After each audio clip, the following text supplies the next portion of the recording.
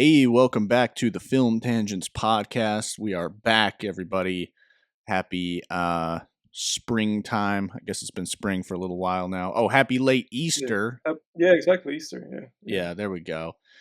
Yeah. Um, at this point in time, as you're listening to this, I will no doubt have watched the cinematic masterpiece. Was it Here Cottontail? Comes Peter Cottontail, the movie from Yeah. 2006 or something, Yeah.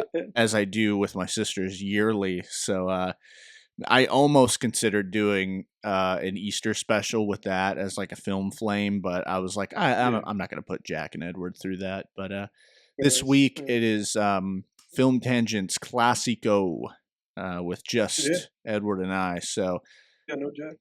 R.I.P. yep. So yeah, he'll be back though, folks. He'll be He'll back. be back You don't worry, we didn't fire Jack or anything. yet. Yeah, exactly. But welcome back, everybody. Don't forget to like the video, subscribe, hit that bell notification so you're notified. That's if you're on YouTube at least. Make sure you add us to your library on Apple Podcasts and turn on notifications for that so you guys never miss an episode. We're out That's weekly right. on Mondays on YouTube, Tuesdays on Apple Podcasts. That's right. And then also comment below. Please comment movie recommendations for us. Nothing's off Yeah. limits. We No. watch classic movies, new movies, any genre. Yeah, we'll tackle anything. But Yeah. We have to get into. Eventually, we'll get into the rated R triple X stuff, but right, watch that yeah, later. the X movies. Yeah, they don't even have those anymore. They used to do that, right? They used to They used to. rate stuff like X. It's like, oh, it's an X rating. Hmm. Like the original Last House on the Left, stuff like Yeah, that. they did away with that shit. Now they just say it's unrated. Now that's like the big tagline. Oh, it's unrated. Okay. I thought it was just R. Isn't No, unrated because not just meaning like it didn't get submitted to the censors? something like that. Yeah, or maybe that they rejected it. But like a post rated R, like you said, there's nothing anymore. But like I guess like with the unrated, that's like now like the tagline. It's like this shit isn't even rated. Oh, Yeah. yeah, that's like they'd use that for a director's cut if it's like a violent Mm-hmm. movie, don't they? Like they'll say unrated cut. Mm-hmm. It Hmm. implies that Yeah. it's violent or like more Yeah. violent, but it's really just a Yeah. director's cut, right? Yeah, it's really just the director's cut. It's really bright that they didn't bother submitting it to the rating system. I forget what the name of it is. Yeah. It's funny when you're young, like when you're a kid.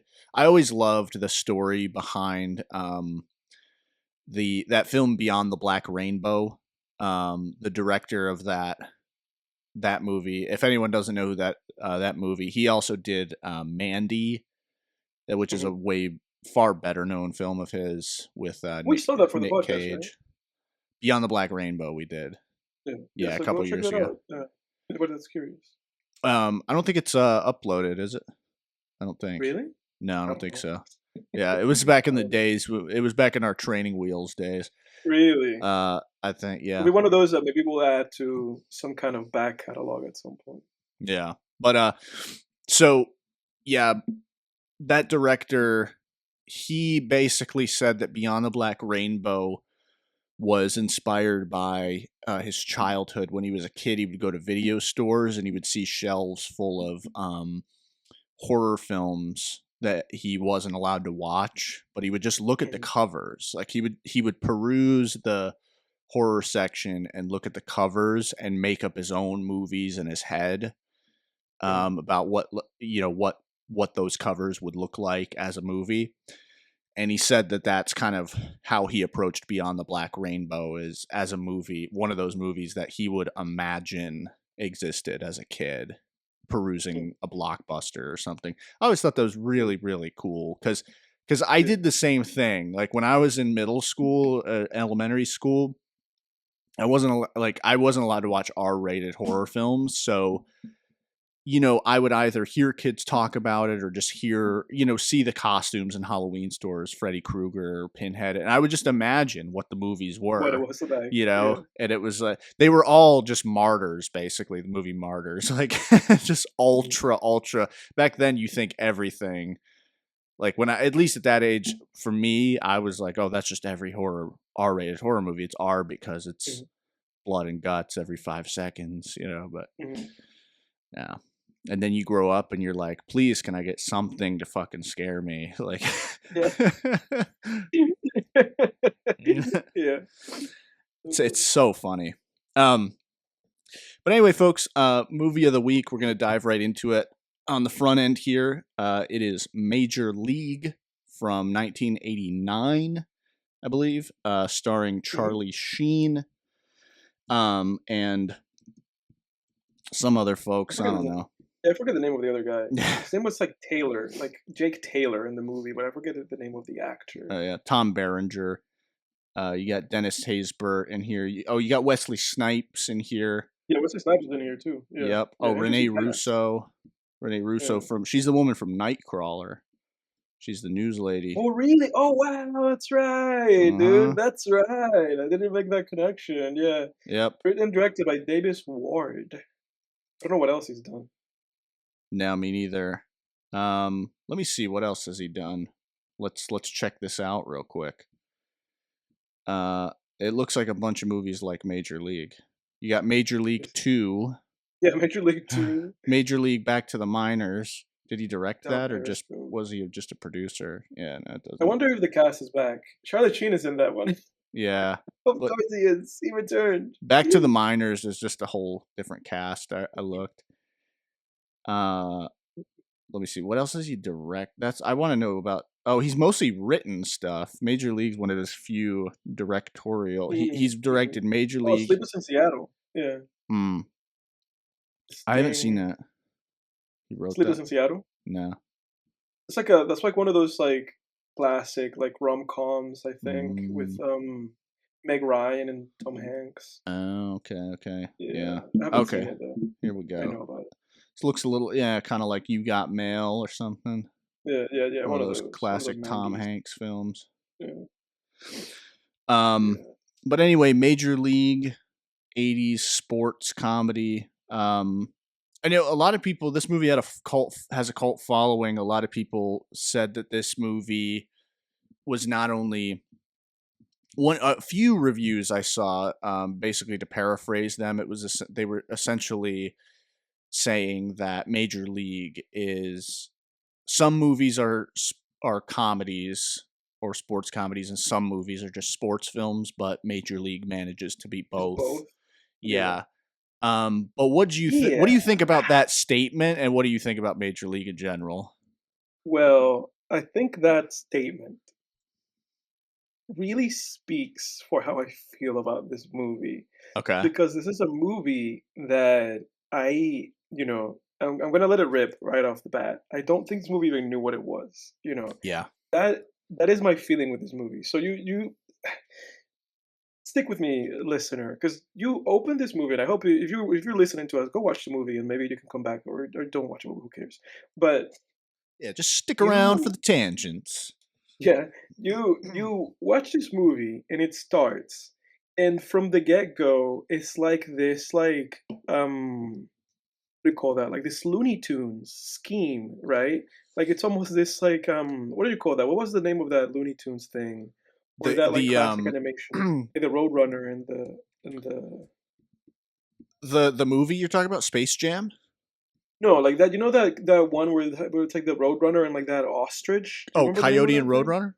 Alien Roadrunner. Yeah, No. it's like this is that. Like the premise is like this cartoony premise Ostrich. where this lady, like she inherits the league because her husband Donald passes away, and then she just inherits, the Cleveland Indians. Which interestingly enough, a little bit of a trivia here. They're not the Cleveland Indians anymore. They were the Cleveland Indians for like over Right. 100 years, Mhm. and now they're the Cleveland Guardians as of 2022. It took them a really long time. Because I actually remember that they got into like really hot water like in the mid 2010s about that, and they Mhm. I guess it didn't cave until like 5, 7 years after. Yeah, it was Like same they with just Washington. changed that. Yeah, the Washington Yeah, Redskins and the yeah, yeah, what yeah, because I remember watching like see I don't watch baseball, but once in a while I'll yeah, see a game on. And I was like, who the fuck are these guys? The Guardians? Because I know the Guardian. teams. I used to like when I was Yeah, younger. A couple points. I liked baseball. I knew enough. I knew the teams and stuff. But I was yeah. like, who the hell are the Guardians? And then I saw some like Indians jerseys in the background. I kind of put it together. I was like, oh, these are the fucking Indians, Cleveland Hmm. Indians. Yeah, Hmm. So the but Indians, yeah, and her whole scheme is that she hates Cleveland, Ohio, and she wants to be able to get to let the league allow them to relocate. The issues are they have a contract with the city, and then she's like, well, we have this loophole in the contract where if we finish dead last and we're just not profitable, not successful, we can sell the franchise and move the team. And she wants to move the team to Miami, Florida. That's like the main scheme that she has. And in doing this, I looked up all this stuff because then I was like, wait, but doesn't Florida have a team? It turns out that the Florida Marlins, the Miami Marlins, didn't establish until 1993. The point of making this movie, Florida didn't wow. have a team. And then the Tampa Bay Rays came out, were established in 1998. Mm-hmm. So she was just basically trying to be, I guess, like the Premier League in Florida, especially Miami, specifically Miami. She So wanted that's to what go we're coming into this movie. somewhere warm and beachy, man. Exactly. She's like, It's a she's it's like, a fuck Cleveland, Ohio. Yeah, it's a great Yeah. setup. I honestly, so do you know that South Park episode called The Losing Edge? Do you remember that one where they play baseball and they're trying to lose? I don't remember it, but obviously Okay. it comes from this, doesn't it? Yeah, it must. Yeah. It's not the exact same because it's the players that are actually trying to lose. It's kind of the opposite Mhm. where the coach is still trying to win, but Stan, Kenny, I have to watch that one. That sounds really Cartman, cool. Kyle, yeah, and like it's a great episode. It's like they hate It has to be. baseball. The premise is they Yeah. hate it. And when they win their last game, they're like, "Oh, finally the season's over." And they're like, "No, you guys won. You guys are going to the You have to playoffs." keep going. Yeah. Yeah, they're so they just keep trying to Yeah. lose, but then other teams are Yeah. trying equally hard to lose so their season can be over too. And it's Yeah. it's great. That's But hilarious. but when I Little first saw leagues. this came across this movie, I was like, "Oh, it's the inverse. It's like the coach Yeah. wants them to lose." And yeah. Yeah. But that's the setup for this movie. And then what happens after that is that they then proceed to recruit a coach for the team and then to recruit a bunch of losers. They're basically going out of their way to just recruit a bunch of losers. Charlie Sheen is just this ex-con guy that had not really had his first season in the major leagues. And then their leader, their catcher is this guy that is way past his prime. And then we see him basically just hung over in Mexico. And so they basically established this team of just bench warmers like losers. And that's this film. And the hope that the lady has is that these guys are gonna finish dead last. She wants to just tank the team. When you have a premise like that, and then the next thing that we have is this kind of like rolling roulette of all of these guys making their appearance, right? And then when they first arrive at the scene, Charlie Sheen arrives like just out of jail. Guy drops him off, and Wesley Snipes like drives there, but they don't know. Seemingly, he's not in the team, but we never learn what that was about. Like, seemingly, Wesley Snipes is not supposed to be there, and I guess he's like pulling off a con. But then by being really fast, he gets them to keep him. That was strange. But regardless, they never went back to that. But how the film establishes itself is that it's going to be about a group of guys, and that the whole moral of the story here is going to be that these guys are going to win despite all the things going against them. So we spent a little bit of time character building and introducing everybody. And I was fine. Like, up until then, I was good. I was like, okay, I get this movie. I get what the movie's trying to do. It's presenting itself well. The first 30 minutes is kind of, working on that. And I was like, okay, I buy with it. I'm with it. And also something that needs to be pointed out is that at this point, this movie has sets itself up as a group of guys against they're going up against their owner, who is the villain who just wants them to be kept down. Um, and then this movie twists that Yeah. for the worst, because then it introduces out of nowhere a romantic plot. And that's when the movie falls off the wheels. I was fine with this movie. This is like 25, 27 minutes into the movie. They go out to eat, and then out of nowhere, this guy is like, "Oh, that's the lady I almost married." That Hmm. was like my once lady. And then we spend like a 5 minute scene on him trying to get her attention, and oh, I'm gonna call you, but she's on a date with this guy that's revealed later to be her fiance, and the movie literally goes off the rails. It literally goes off the rails because again, it established itself as a comedic baseball film that's going to be about gags, jokes, funny, maybe outdated little gags, and them going through the season, right? I thought that's how this movie was going to like carry itself, and I'm coming off of not very long ago having seen a very excellent documentary. I talked about it here in the podcast because I watched the 2004 comeback season of the Red Sox. This is a Netflix documentary, excellent sports documentary.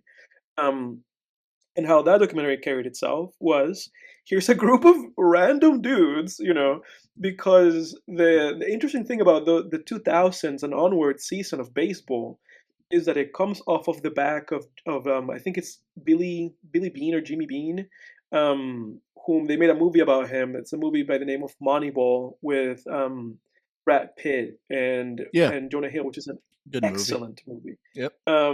So that the whole thing with the whole Moneyball stuff is that basically they realized that instead of trying to make baseball teams by just getting the best guys at everything in a team, that the best way was to statistically analyze, how can we create a field where every guy serves a very specific purpose? Like every guy is not the best guy of all time, but each guy is great at one thing.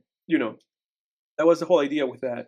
It's like, And oh, that's that guy's great at approaching being it an like outfield. chess or poker, like a strategy Exactly. game, instead of just trying to Exactly. win And with that's brute force. Like because the other exactly. way is like Yeah. trying to get a board full of queens, Hmm. where Hmm. that the Moneyball way is like using a chessboard that has like lots and Yes. lots of pawns, some a queen, some bishops, some Yes. rooks, and Exactly.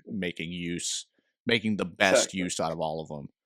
Exactly. And that's what revolutionized the game. Baseball has not been the same since then. So that documentary of the Red Sox was literally this movie because it was like a bunch of dudes in a team that was trying this out for the first time because this was a new thing, a new way, a team that had been losing, like in this movie, a team that had never won the World Series for the Red Sox. It was like since 1918, so it had almost been like 100 years. Red Sox had never won the series, and so the documentary is just walking you through this new change in management, this new approach at creating a baseball team, and how that ended up being successful. This team of misfits, ended up coming together in the end and just blowing it out of proportion and just winning the series, in a magical, beautiful way, against all odds. This is what this movie was trying to do, Hmm. a group of misfits, with maybe a guy that has a little bit more of attention, like the leader of the group, which is the Jake Taylor character. And instead of doing any of that, the movie goes, fuck the baseball narrative. We're going to spend a significant amount of this movie. Significant. I feel like if I had actually been counting the minutes, that whole shit took like at least 30 minutes of this movie. Yeah, Of just being. yeah. Oh, go ahead. I, You I had was just something? gonna throw in they go about the baseball stuff like they just want it out of the way, so it's all just Hmm. montages. You notice Exactly. it every time they jump away from the romantic subplot, which is garbage, by the way. It's Um, garbage. they Yeah. like what does it even have to do with the? How does that? We'll get into it, but every time they move away from the romantic subplot, they cut away and they're like baseball montage time, and they just give us a Hmm. quick baseball montage. And it makes it look easy. It makes it look like they didn't have to Yeah. work for any of this. Like if you Yes. just throw Yes. all the hard work into a montage, you have to like Rocky. Yes, Rocky has montages, but you also get scenes where he's And that's an in the over 2 hour nitty movie. gritty. Yeah, he's in Yeah, the nitty it's a gritty of long movie. things. You know, he says like fucking tomorrow, tomorrow. There is no tomorrow. I know that's Rocky Yes. 3, but fucking, you know, it's like Yeah, you get those scenes of hardship. So then the montages feel yeah, earned. Um, they feel triumphant, you know, because you're like, yes, okay, now he did the hard work to actually get his mojo. And so we're yes, gonna skip through we're gonna show you all of the, you know, him being on top of it training in mhm, condensed in a montage. But yeah. yes. And, And with this but movie, in Major League they you it's like an annoyance to them. They're just like, ugh, yeah. all right, we'll show you some more baseball stuff. Yeah, exactly, and it's like this again, this is a movie that's an hour and 48 minutes. Rocky's 2 hours, clean, like an hour and 59. So this movie has a lot of weight, to carry that out. But like Jake said, the movie, it's like it gets in his head at some point. I don't know what happened. I don't know if the director writer, I don't know if he's talked about this. Mr. Davis Ward, I don't know if he's talked about it. You're welcome to come in the show or leave a comment, Mr. Ward, and clarify this for us. I don't know if he's talked about it anywhere. I haven't read the Wikipedia trivia segment for that, so I don't have a lot of trivia on this movie. Um, but I don't know what happened because it's almost like this movie, somebody was afraid.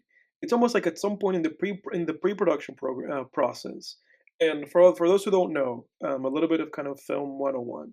Pre-production is the stage of a film in which it's in development, in which they are kind of narrowing down and cracking down on the script and what it's supposed to be like before they go into principal production. So it's almost like they approved this film, and at some point in pre-production before the movie actually started shooting, somebody said like, "Hey man, we have an issue with this movie, and the issue is, um,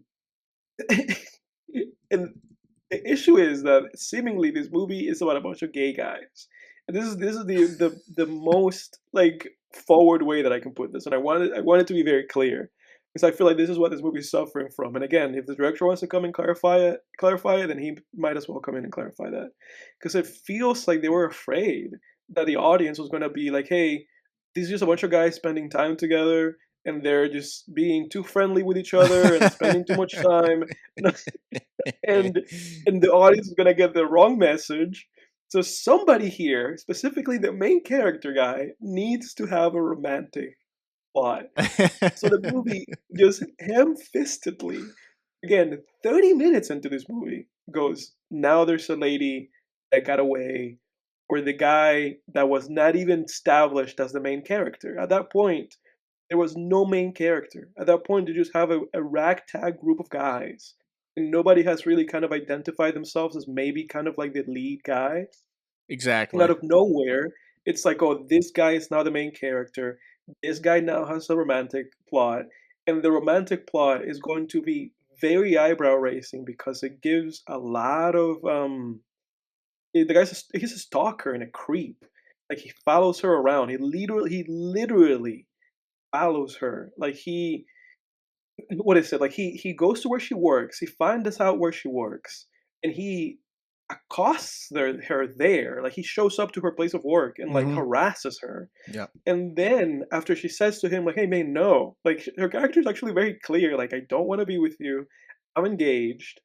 He harasses this woman, you know. And the next thing we see is a scene with Wesley Snipes. We don't go back to baseball. We see a scene from Wesley Snipes that goes like, if you really want her, you should just follow her. And somehow to the characters that's just fine. That's reasonable behavior. To just follow a woman after her job. He follows her into a building and then he like hesitates and goes and drinks at a bar, comes back, Yeah.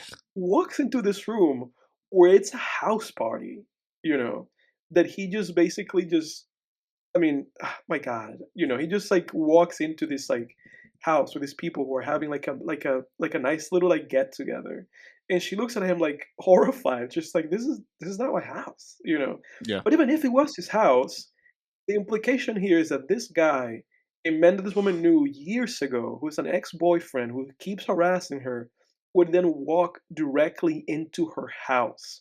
which funnily enough, he does later in the movie. Yeah. So, I mean, dude, I don't. And again, this movie forgets this is a sports movie. Like Jake said, the first 30 minutes of this movie, the movie spends developing character, right? There's the what's his name? The guy that plays the Cuban guy, who's not Cuban, by the way, the actor. But they spend time with him, and he's like, okay, he's into this voodoo stuff, and there's this kind of Christian baseball like pitcher guy, and Charlie Sheen, he has a fast throw, but he can't. He doesn't know where he's throwing it. And Wesley Snipes is fast, but he never picks the right time to do the things he needs to do. He always comes up short. So the movie spends time developing kind of like the things that are wrong with these characters, the what we will go on this journey to see them kind of iron out, right? First 30 minutes. And then again, because of this romantic stuff, he just forgets about it. And like Jake said, it presents us them winning through montages. And then eventually, out of nowhere, they're in the World Series finals against the Yankees. We And don't I'm even like, we don't even get a scene where how did we they get there? win a game, do we? I mean, we Yeah. don't even get a scene where No. they have, or like we don't get a scene, I should say, where they have to dig deep to win a Mhm. game. It's only in the final in the World Series. Yeah, so Like somehow this team of dysfunctional dudes, at some point they give Charlotte Sheen glasses, which is fine. Somehow this team of dysfunctional guys, made their way into the World Series final. And now, at the final, is when they have to confront all the shortcomings. This is where Charlie Sheen has to pitch the home game. This is where Lee Snipes has to steal the bases. Like, every part of their development gets pushed all the way into the fucking end. And it's just like, holy shit, man. We never saw any of this shit have to be ironed out at any point in between. Like Jake said, the only things that happen with them with the baseball team when the romantic plot's not taking place is that the owner of the team keeps taking away luxuries from them, like she takes away their plane and their bathtubs, and makes it really difficult for them. And then they get this like cutout of her, like this like cardboard cutout, and then we just proceed to have montages of them winning and them taking off the pieces of her cardboard cutout until it's just like her like in whatever outfit, like skimpy outfit she was wearing when she was doing like her dances in Vegas. yeah. So it's like this showgirl outfit that she has. So it's we skip over all that shit. It's just montages and then them taking off the pieces of the clothes. So my biggest issue with this movie really is that they spend this 30 minutes of setup, you know, and then they just throw that out the window because one of these guys has to have a romantic element to them. Because otherwise, the audience in the '80s is gonna get confused, and they're gonna be like, "Hey, this is a group. This is a group of gay dudes playing baseball. No, we have to add a woman here for the romantic interest of the main character." Well, And if they that really like, wanted that, all they had to do was have mm, that one restaurant scene. That got the point across. That was a character wound, but then you also have to mhm, tie that into why does it matter that he has right, to win the World Series in relation to that? Like it had nothing to do right, with that. had When they nothing to do win with the that. World Series at the end, she's there She's and it's there, like I love yeah, you, and it's like wait, so were you going to show up if they didn't win the World Series? And if you were, then right, why does it matter that this character won the World Series? Like I don't get yeah. it. They Like don't what come does that together. have to do Yeah, with one thing has nothing to do with the other, you know? yeah. It's not like what it's like it does he have to show you that he's a winner? If he does, that's incredibly Makes shallow. no But if sense. Yeah, it's not, very shallow. then again, it's like he doesn't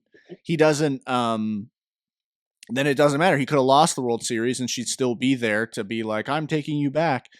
But by the Mhm. way, she already cheated on her Yeah, fiance she did with on him. her fiance with him. Yeah, it was so stupid. Unprompted and for no reason. Because the previous scene that she had was where he just randomly comes into the house party, and that scene is insanely awkward and awful, It's so It's like stupid. That guy would never invite him in. Like that's the thing. no. They do this stuff for comedic sake, but you look at Yeah. similar scenes in something like Curb Your Enthusiasm, like cringe comedy, and Yes. there's still a believability to like why would this person be in this situation, you know?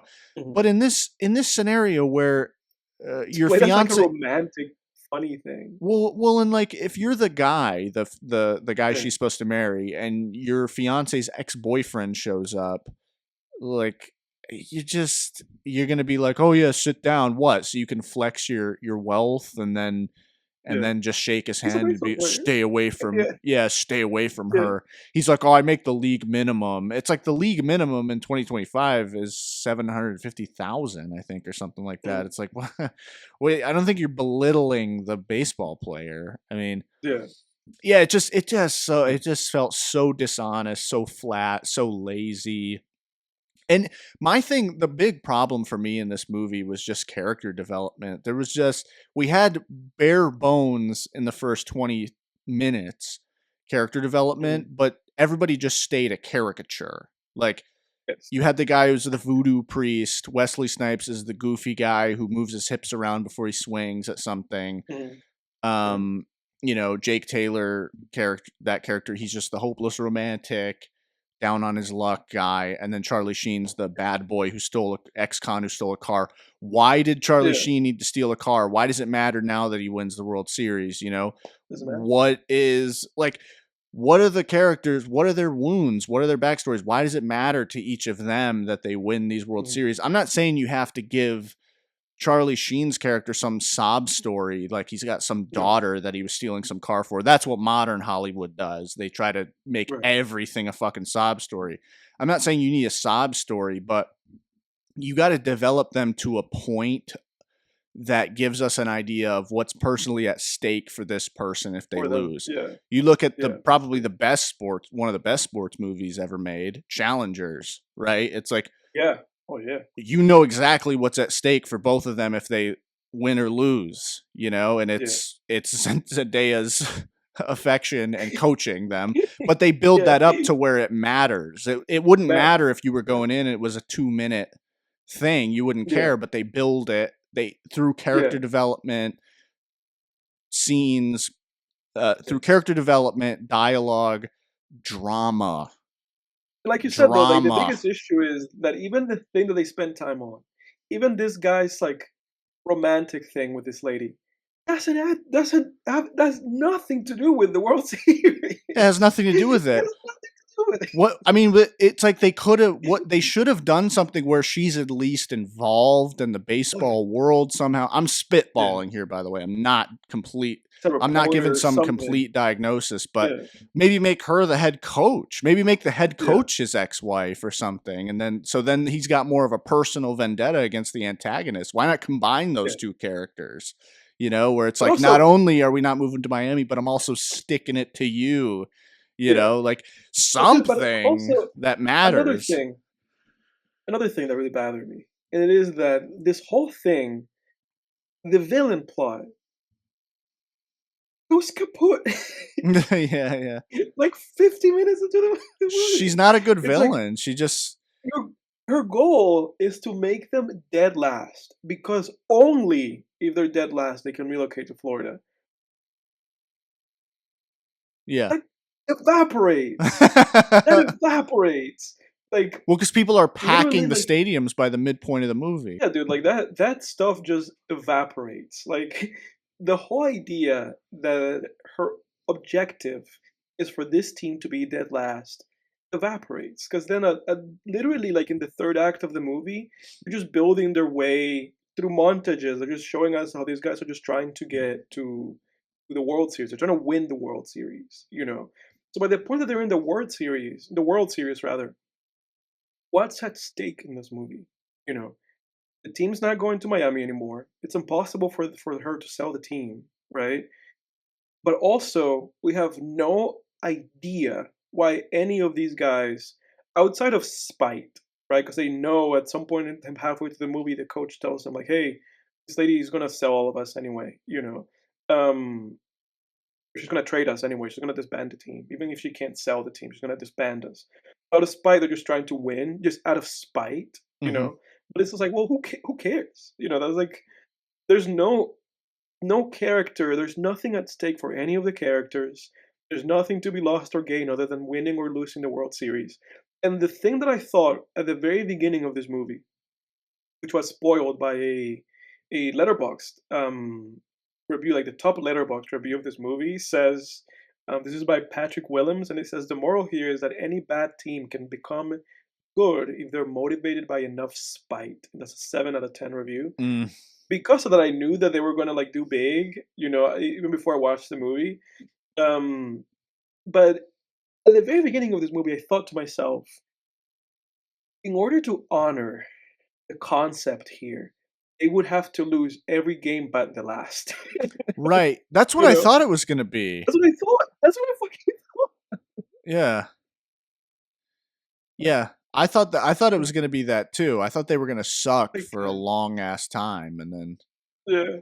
but it also doesn't the movie fails to explain like why is this band of losers able to pull things together and to go all the way, like go to the World Series. I like Yeah. what is it about them? You know, like what there's nobody no none of them functions as like a hey guys, this is how we do it. Like who's the character in Moneyball? Who plays the character in Moneyball? Is it Jonah Hill? Is Jonah Hill in Moneyball? He's in Moneyball, yeah. He's the nerd The guy, character right? does play. He's a what? He's the nerd guy, right? The stats He's a guy. nerd guy. Yeah, Yeah, he's like a there's stat. no Jonah Hill. Like he could have been a player, you know, but one of those Mhm, players. But there's no guy who acts as a catalyst for like, hey guys, this is how we go all the way. This is the strategy. mhm, Like, why are these guys able to do this? yeah, Why these losers yeah. versus the fine ball players that they've probably drafted in the past that weren't able to get the job done? Why these losers? I feel like the Is it movie the The voodoo Longest is it the Yard voodoo guys spells? doing yeah, Like is it I don't know. yeah. I feel like the movie The Longest Yard is what this movie wishes it was, and I have only seen I've never seen it. the Adam Sandler remake of The Longest Yard. I haven't seen the original with Burt Reynolds. Oh, there's an original? I didn't know that. Yeah, there's an original with Burt Reynolds.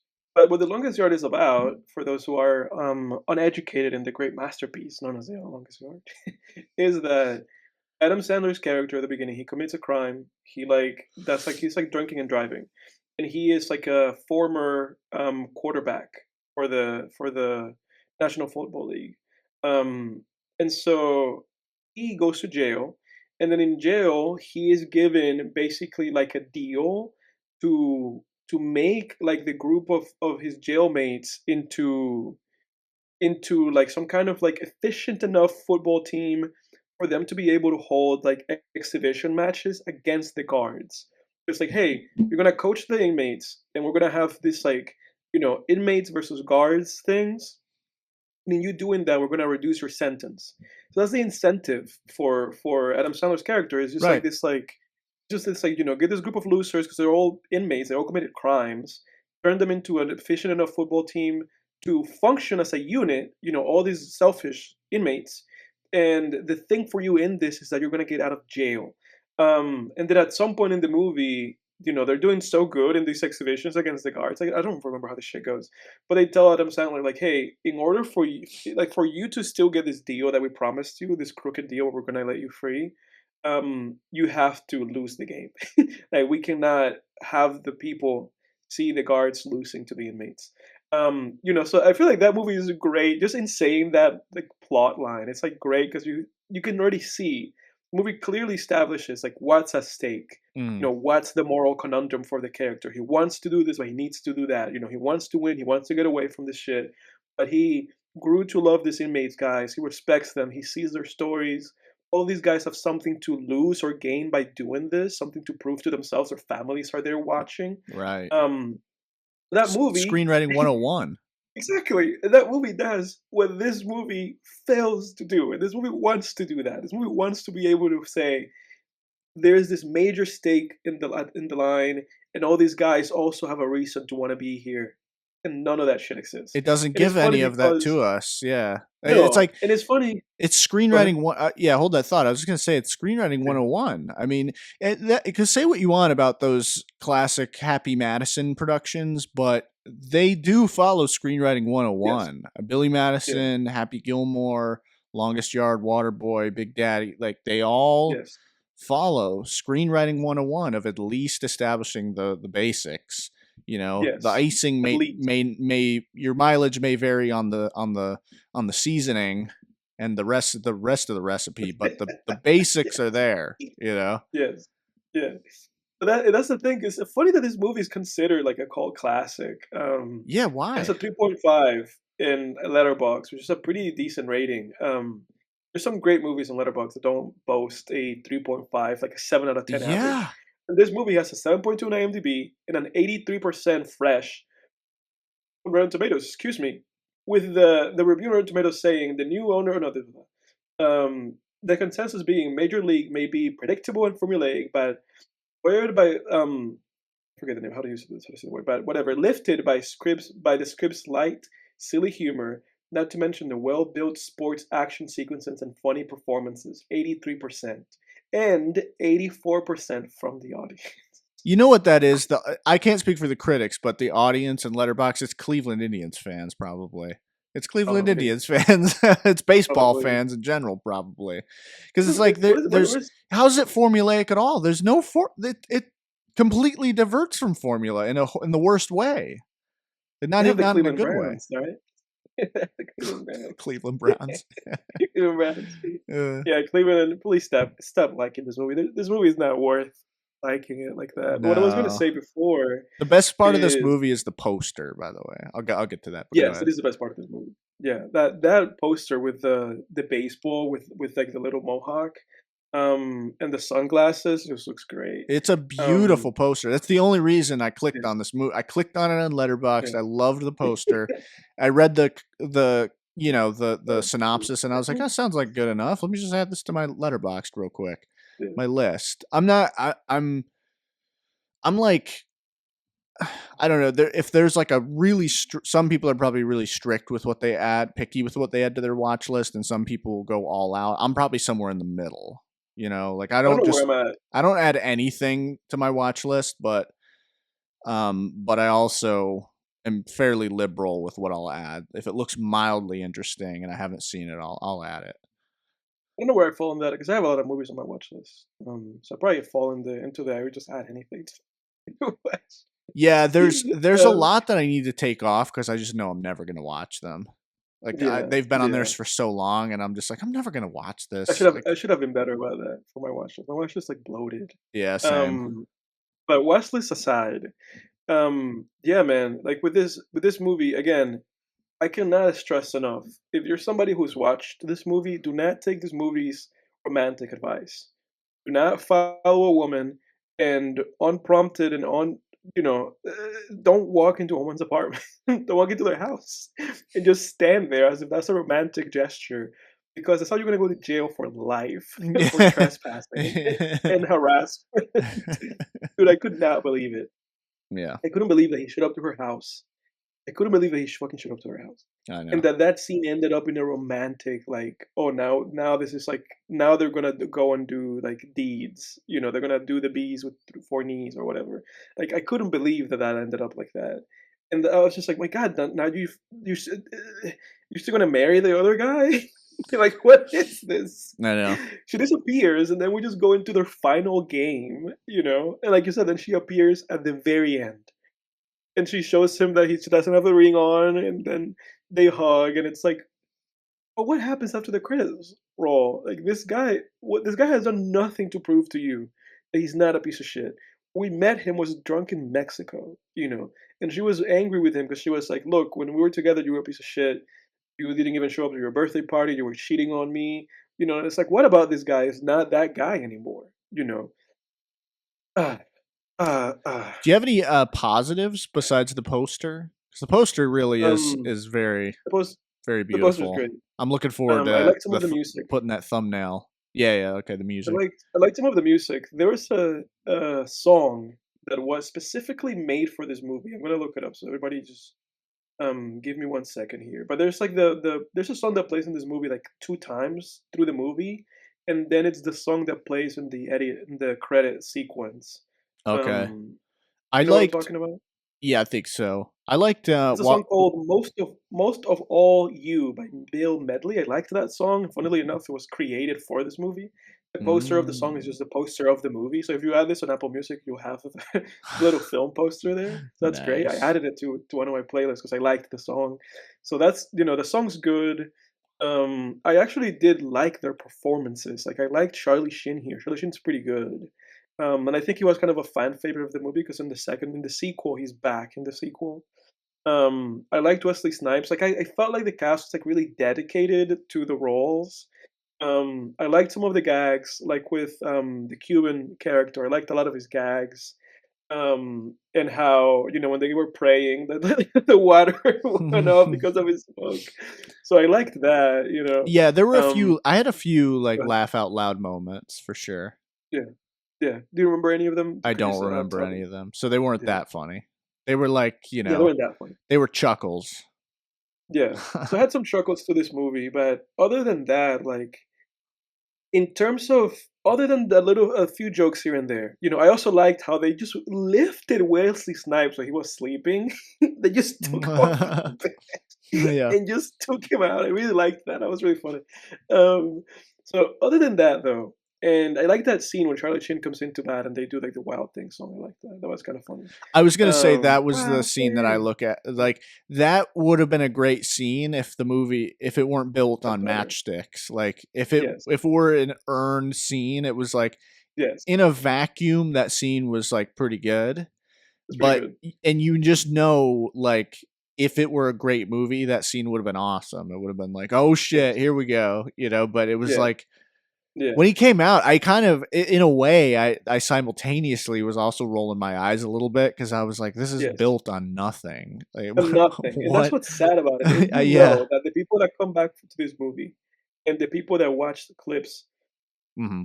excuse me, of this movie on YouTube are those scenes, and I feel like to people, those scenes are so meaningful that they supersede how bad this movie is. Yeah. Like specific scenes like that, I feel like just mean a lot to people because they probably just have a lot of fun with them. Yeah. I also like the ending in the sense that the main character, he keeps pointing up like he's gonna hit a homer, like a home run, and Hmm. you're like, oh, he's gonna hit a home run. He's really like committed to this, Right. and then he just bunts. So I really liked that. I liked how they kind of played with that a little bit.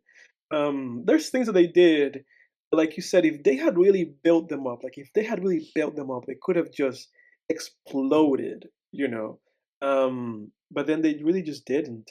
Otherwise, other than the poster, other than the handful of scenes, other than some of the performances and some of the gags, and other than, that song that I mentioned, I don't think I have anything positive to say about this movie. Um, it was just wasted potential. And then outside of that, in terms like in a more looking at it from a more technical point of view, other than that one song, none of the other songs in the soundtrack really stood out for me. Um, and then this movie is really nothing to look at in terms of composition or presentation. Like cinematography that's not mind blowing or anything like that, and neither Yeah. is there are no directorial like flares or moments that really stuck with me and made me think about anything. And there is no use of the medium in an interesting way that I could come out here and point out, like, hey, in this scene or in this movie or this and that, like, well, they used close-ups in this way or they used nothing like that. There's nothing that I noticed, at least on this first time viewing, I can really pick apart in terms of like being like, oh, those are brilliant choices from a directorial or a director of photography perspective, or from a customs and makeup perspective. Nothing like that. I do want to mention though, there is a joke in this movie at the very beginning um, that I forgot about, where there's a guy that says like they were looking at the list of names for the baseball players, Hmm. and they cut to a guy and they goes like, this guy's dead. I was like, this guy here's dead. And the lady goes like, well, take him out then. I Yeah. Yeah. laughed at that. Yeah. But that's it, man. I don't think I have much more to add to the commentary for this movie. Yeah. Very, very underwhelming. Um, yeah. Something you said made me remember this. I'm glad you said it because you were talking about people who probably love this movie, kind of probably likely coming back to it and just watching these scenes and loving these scenes, loving these moments, Mhm. and it's nostalgic. I get that too. By the way, I there's some movies like that that are just Yes. nostalgic for me that I they still grow, they still wear a little thin though. I will say, like, Mhm. I don't know. Um, I don't know. It's I kind can of a think of can the of movie worms. Rocky Balboa. Like the movie Rocky Balboa, that's not Mm. a good movie, but it has like a couple scenes with Rocky and his son that I have gone out of my way Mm. to Google them and rewatch them, Oh, really? and that's not a good movie. I think I rated that movie like a 5 or a 6. Um, it's not a great movie anyway. So there's stuff like that, where like you said, I do identify with people with that, but you also have to have like I think it's also important, that we don't operate movies like these based on great scenes, Right. because it's Yeah. like, come on, come on Yep. now. Yep. Yeah. Um. Oh yeah. Yeah. What I was gonna say based on that is, like, this movie. While I was watching it, I kind of thought of. I thought a little bit about what I'd said about the Burbs. About Mhm. obscure, some movies being obscure, not because they're just underrated gems, but because they just kind of Yes. stink. But this Yeah, movie, yeah. it was interesting. I kind of, not quite as big of a following, and you don't hear about it as much, but it struck me as kind of similar to National Lampoon's Christmas Vacation, because you Mhm. you just see you just hear people all the time like, oh, that's my favorite Christmas movie, or I love that movie. The movie's so funny, this and that, I and then you remember go I've only seen the watch movie it. once, dude, and Yeah, I know. you were there, We were on but we were behind enemy yeah, lines, dude, when we watched that. yeah. Blah! Oh god, go Fucking on. bitch. Um, but but yeah, like, yeah, but then you watch it and it's just like, really? That's kind of sucked. Drug. But yeah, Yeah. there's like some scenes that are just kind of silly. They're gags, but Mhm. it's like, I don't know. And I feel like a lot of people. I mean, if you legit like National Lampoon's Christmas Vacation, that's one thing. All the But power to you. but I do feel like, yeah, I mean, I'm not saying this is everybody who likes that movie, but I do feel like a good amount of people like that are people who kind of half watch movies, like watch movies on, Mhm. like, while they're on their phones, and it's And just then like, they just tune oh, into those scenes. yeah, they're like, oh, that's silly, Yeah. because I've met a lot of people like that, who generally older generations than me. Like, it's usually like Mhm. parent like parents of friends or parents of girlfriends, Mhm. Mhm. that it's just like they're kind of on their phones the whole movie, and they just kind of like, Mhm. haha, chuckle at like a scene, and that, hey, that's your right. Like, I put on lots of Yeah. things in the background too, but Yeah. I don't, uh, yeah, just personally, I don't put on things in the background and then go around saying like, oh, I love that movie. Like, no, I gotta watch it with a critical eye, and really Mhm. consume the story. Mhm. And but yeah, this movie struck me as similar, where it's like, is this just kind of a gag movie for people? And if it is, the gags aren't even all that You all know that. that to me. Yeah. You No, know? and the romantic plot is terrible Oh my and very god. creepy. Ugh. How many Very creepy stalker guys out there have been pushed to because of this acting movie. on their, well, Yeah. to acting on their impulses to stalking because of movies in general? Yeah, movies that's a terrible thing about movies, man, a lot of Yeah. romantic movies, because it's like shit like this. Mm, It's like this shit like this, man. It's mhm. like you can't do shit like that. Yeah. Like you can't do shit like that, man. It's so stupid, bro. Yeah. This I know. is such a stupid movie. I know. What's your And the saddest thing oh, go ahead. I was gonna say the saddest thing is that the movie doesn't know that it's so stupid and creepy and weird. The I movie know. thinks it's like romantic, and that's like what's so upsetting about it. Yeah. Um, but I'm gonna also add this, and I want to get into this topic a little bit more in the future, but this is a movie that, and this is kind of talking about like where my rating for this movie is gonna come into. This is a movie that, and we prefaced this at the very beginning of the review. This movie doesn't know what it is, Mhm. doesn't know what it wants to be, and it defeats itself. So, in the sense of us even trying to meet this movie where it wants us to meet it, and this kind of being like a sports comedy thing, fails completely. Yeah. So for me, this is a 4 out of 10, and that's kind of me being a little bit generous. Yep. Yep. You agree? You agree with that? Yeah, I do. I don't I would give this movie, I was I'm gonna say that's a 3.5 average then if we both give it a 4. No, with Jack. Jack's the averages guy. yeah, I'm between a 3.5 and a 4, or yeah, 3 or a 3 and a 4. Excuse me. Yeah. Yeah, I'm at a 4. And again, that's me being generous. So if you give it a 3, I completely understand. It's like a 4 would be the for the poster. The poster's great, but Yeah. I can't Yours is fuck the great. poster. I have something to say about posters too, by the way, when we're Yeah, finished with this, but I yeah, guess I'm gonna give it a 3, man. It just like it was tough, man. I wanted to yeah. my hand was reaching for my phone during this movie, which is never Yeah, a and that good sign. always. Yeah. Yeah, yeah. Yeah, well, that is a 3.5 average. Except for this movie, this is a 3.5. For anybody keeping up with the letterboxed, the Tangents letterbox, that's a 3.5 for this fucking movie. Yep. But it probably should be a 3. Might just re-rate it this. I might just re-rate this to a 3, but for the purpose of the show, it's a 4 for me. Yeah. Dude, you ever notice how a ton of bad movies have really awesome posters? One of them I talked about last week because I watched that that the day the earth stood still. That has a great poster. Yeah, yeah, yeah, yeah, Terrible movie. Yeah, yeah. not terrible. It's not good. Not a good movie. Right. Yeah, That was a yeah. case with a lot of the classic Godzilla movies. Those posters are all So beautiful, no, man. they're awesome. Yeah, They're so yeah, beautiful. It's almost like say what you want. You know, I'm not a big fan of the American Legendary Pictures Godzilla movies, but one thing they do just by virtue of modern visual effects is they actually kind of deliver on the kind of movies that those classic Godzilla posters look like is what the legendary MonsterVerse movies are in terms of yeah, visuals, you know. yeah.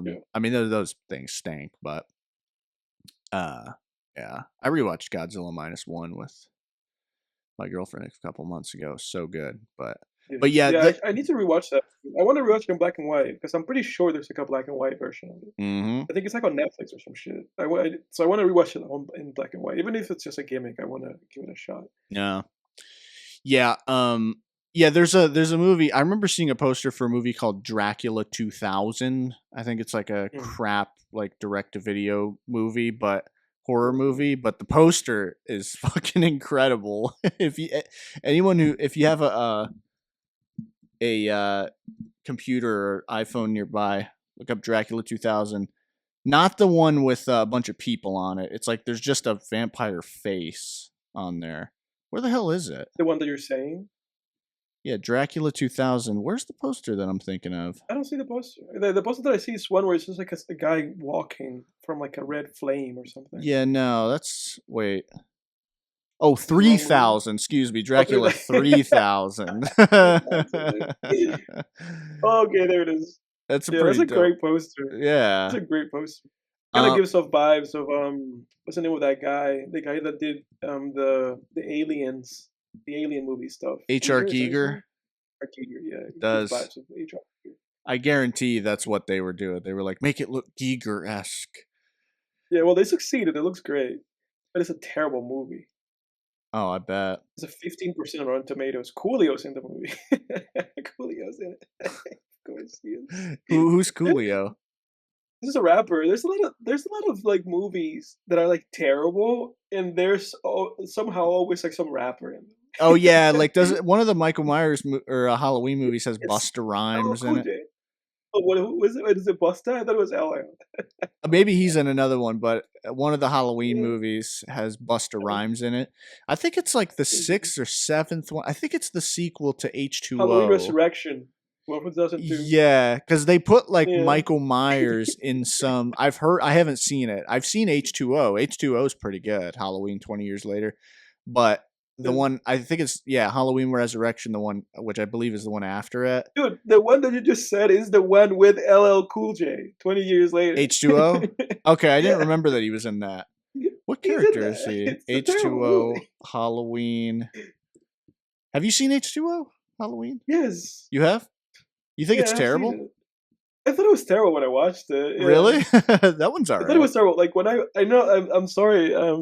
to step on your toes if you were praising it. But when I watched it, No. and again though, this was a long time ago. I think it might have been like 8 to 10 years ago when I watched it. When I watched it, I thought it was bad. Yeah. Not terrible, but bad. I thought it was like a 4 or 5 out of 10 kind of movie. I think it's better than the David Gordon Green one. Oh, for sure, for sure, for The, sure. why do You know, I people hated that Gordon Green movie. You know, I ah hated that Gordon Green movie.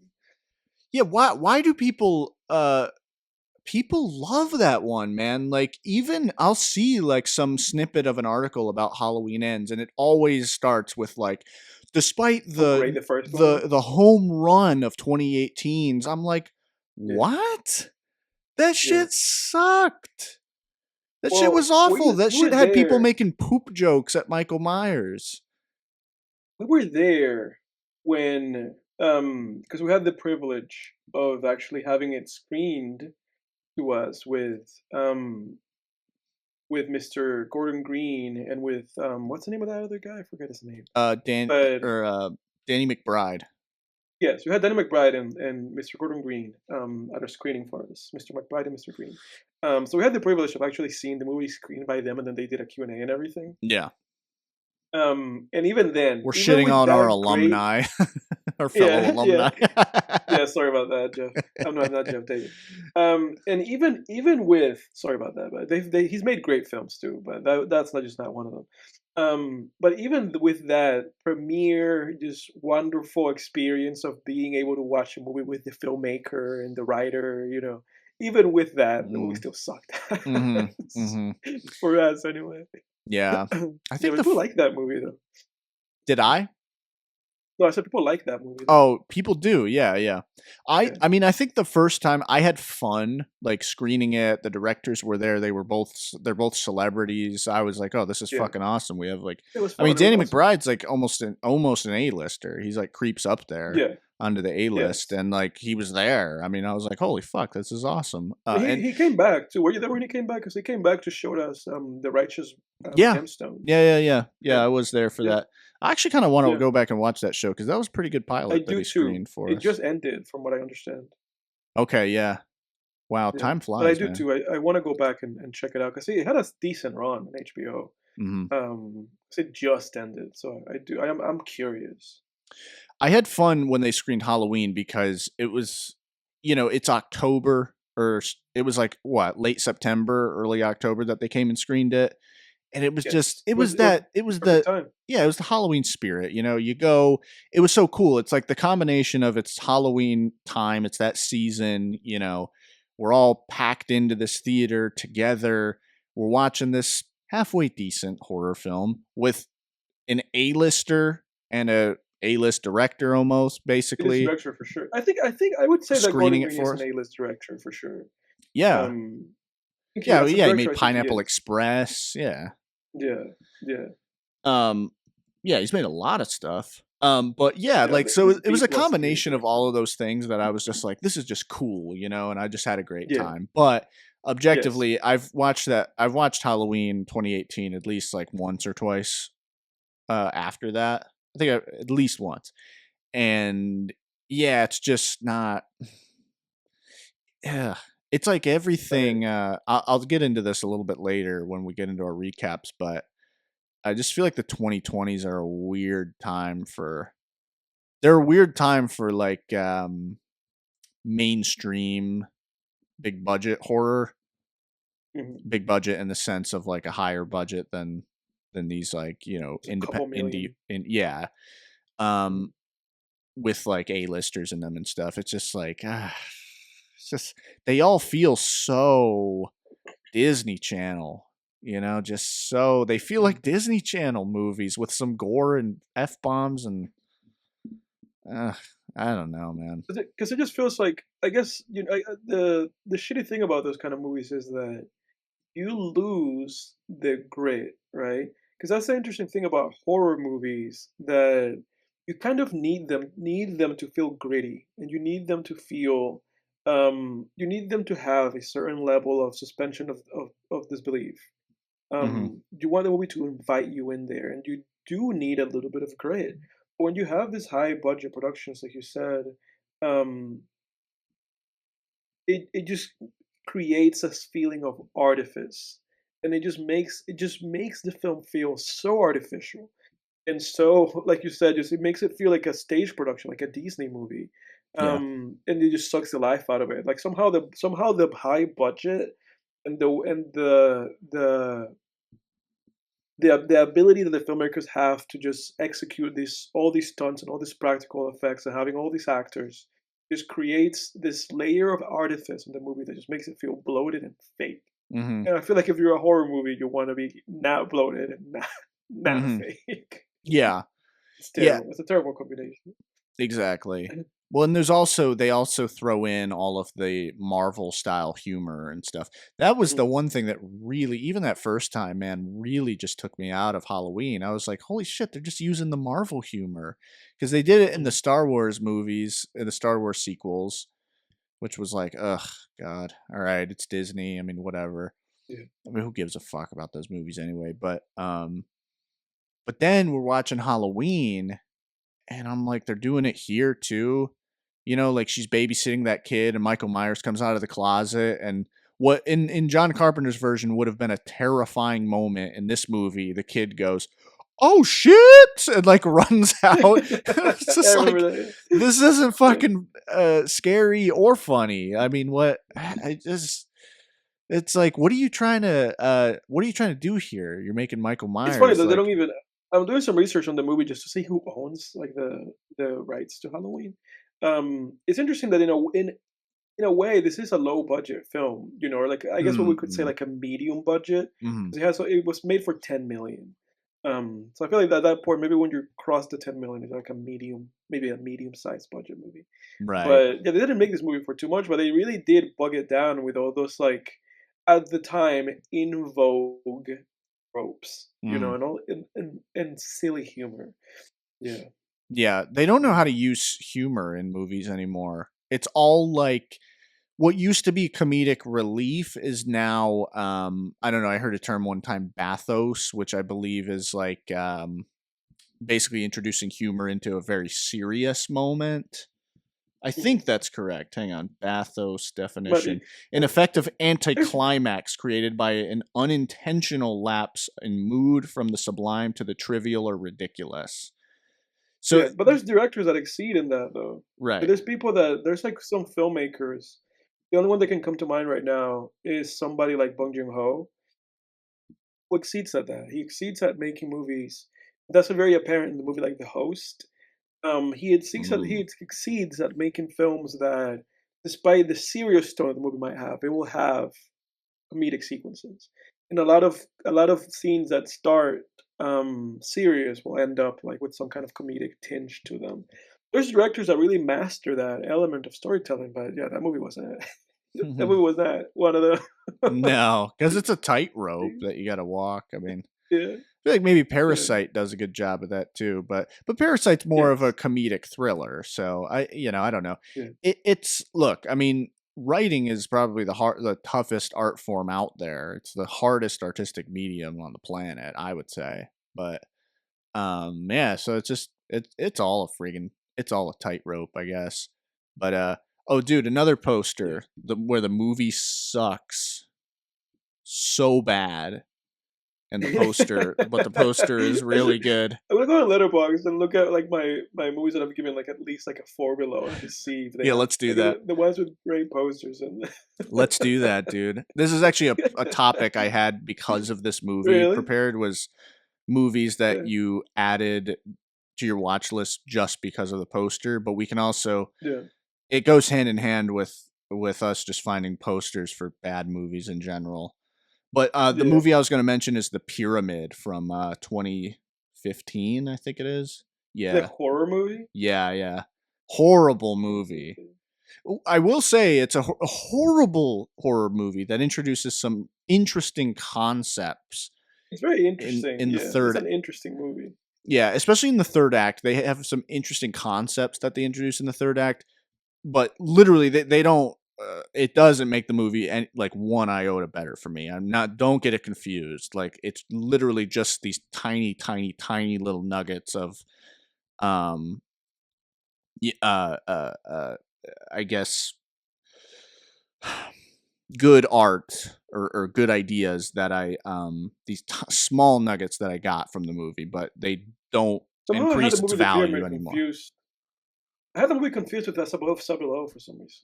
Oh yeah, very similar concepts, but As Yeah, Above, So I confused. Below, I actually haven't seen The Pyramid. I've seen As Above, So Below. and that movie's But not bad. As Above, So Below is no, it's not bad. it's very engaging. I think it just would have been better if it wasn't found footage. It's not an idea that needed to be found footage, Yeah, but other than that, I thought no, but it was engaging. But the I pyramid, agree. what do you think of the pyramid poster? That's pretty cool, right? With It's a pretty cool poster. Yeah. with the corpse screaming up at the pyramid. Is that the one you're looking at? Yes. Yeah. Yeah, because that's not the one they have on Letterboxd. They have a different one for it on Letterboxd. Oh yeah, they have like the sarcophagus on Letterboxd, I think, right? Hmm.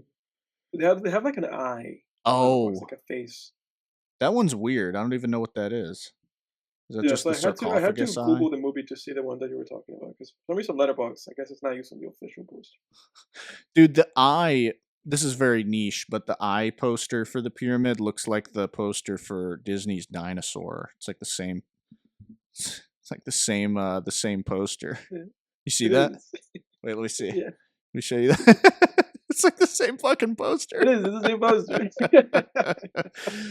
Yeah, not really getting your genre across there, creators of the pyramid poster. But what you got on your letterbox, dude?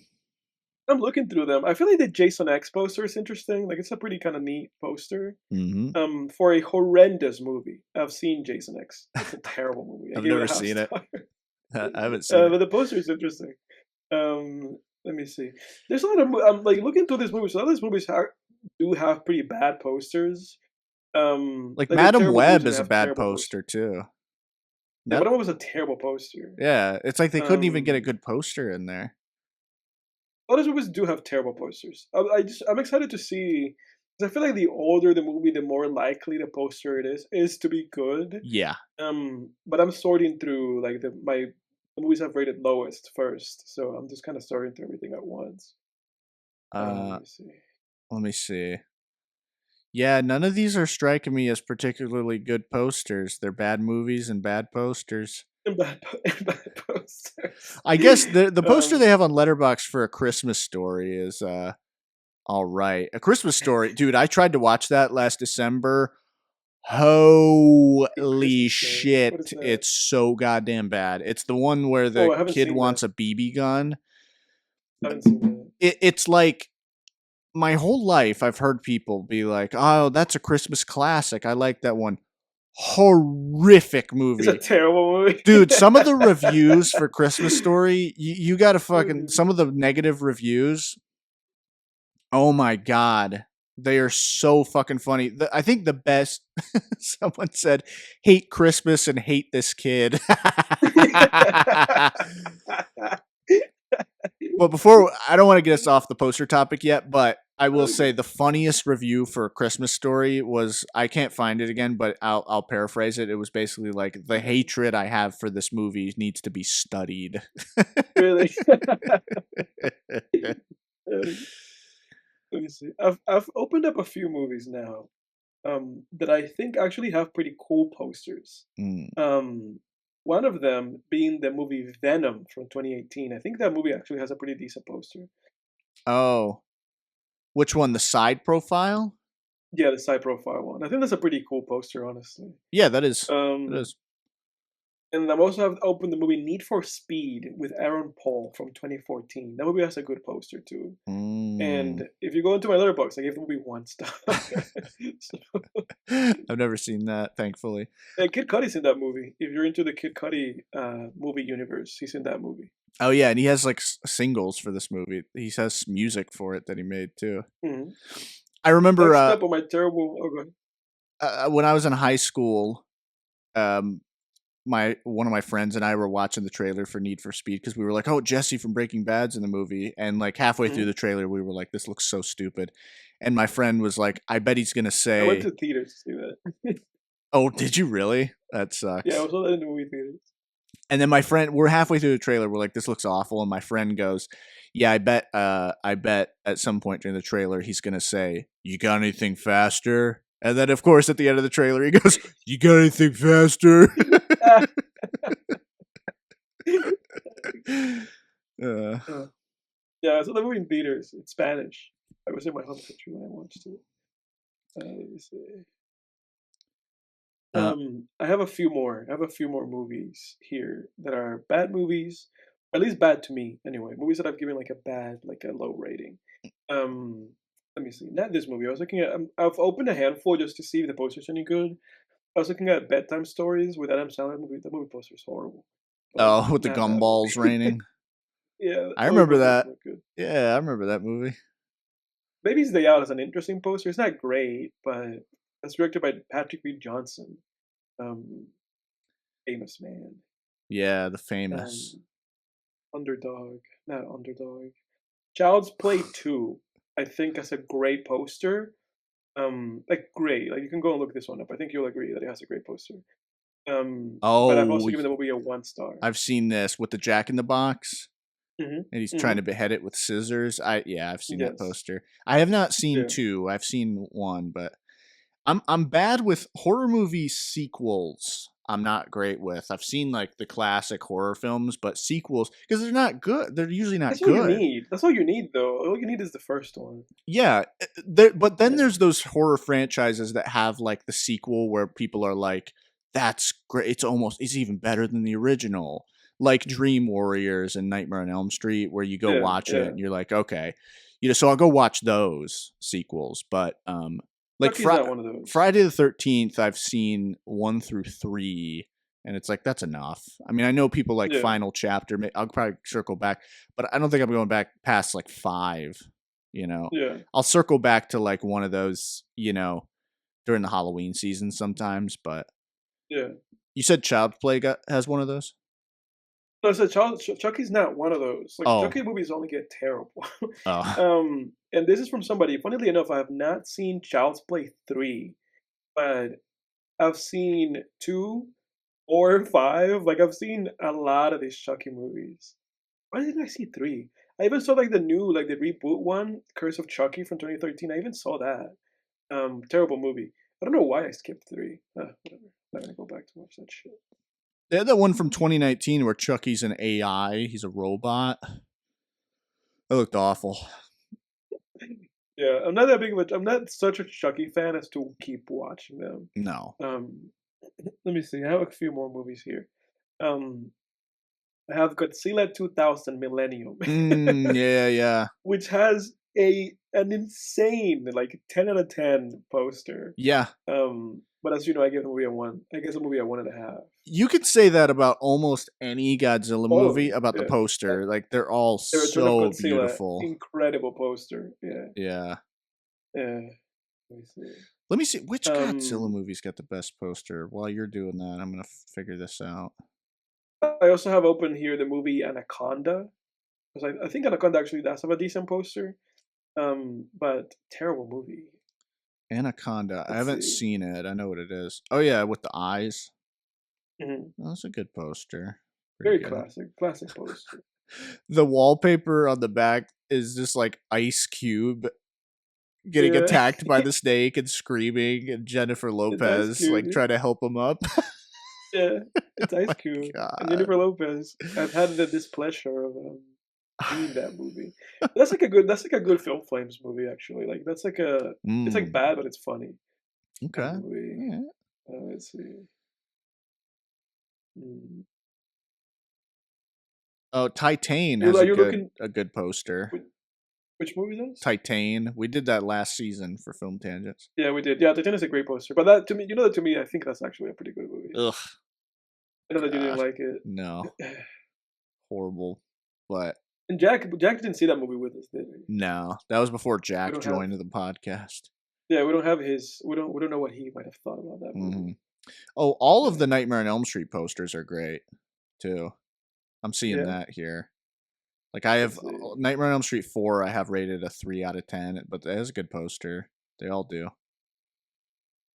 Mm, That's the thing. what Book we got? covers used to be better and posters used to be better. Like Yeah, they used overall, to be better, man. yeah. I'm looking at the movie Overlord. Oh Which I think the movie also has a pretty promising poster, but the movie's not good. no, it's not. I don't like. I remember that we watched that movie like during COVID. I zoned the fuck out during that movie. Were you you were there when I didn't I Yes, don't I deleted you're like Mr. Poopy Butthole from Rick and Morty. I deleted you from that memory. I was there, dude. I was there just like zoning out watching that movie. Just completely zoning out. Okay. Oh, Rocky 4 has a pretty good poster. Rocky 4. Yes, where he's got the Yeah, American flag wrapped around him, right? yeah, He's yeah. yeah. And Q, but I know that you liked Q, but Q, Oh, you know I yeah. hated Q, but Q has a great poster. Great poster. Halloween 2, great poster. Bad movie. It Yeah. should be good. Like Michael Myers chasing Jamie Lee Curtis through a hospital should be a good movie, but it's not. But good poster. Let me see. A famous movie for this podcast because I think it might still be like our most watched. Cobra Yeah, has a yeah. has a great poster. It is a great poster. It was a great like '80s action poster of that movie. Yep. Oh yeah, so Terrible true. movie. I've got okay, Predator 2, terrible movie or bad movie, but I gave it a 4 out of 10, but pretty good poster. I mean, Let me see. well, maybe not actually. Now that I'm looking at the Let me see. background harder, it kind of looks eh, I'll take that Eh, back. yeah, it's like a toss up with that one. Oh, The Like Burbs. okay, The Burbs. I yeah, The mentioned Burbs that. for sure, The Burbs, for Crap sure, The movie, good Burbs. poster. You know what movie is never talked about? Never. I bet you don't even know this movie exists. I mean, you might. But the movie has a great poster. Look up the movie Lost River. Lost River. That's right, from 2014. Mm. Look that movie up. Oh, Christina Hendricks is in it. Yeah, No, not gonna comment directed by there. Ryan Gosling, dude. Oh, really? No, directorial debut. Yeah, I see a couple posters here. Oh, I guess I should be it's looking it up one. on Letterboxd, but It's the poster where there's like a demon oh like yeah, okay. swallowing like a person like on a boat. Yeah, that's a pretty good poster. Yeah, that's a pretty good poster. Nobody talks about that movie. That's a bad movie. Ryan did a one and done with that one, and it's funny because if you watched like Drive, like if you watch a Nicholas Winding Refn movie, which is whom Ryan was working a lot with at the time, then you watch Lost River, you know what he was trying to do. He was trying to make a Nicholas Winding Refn movie. He was, and he Is that the failed. guy that directed Drive?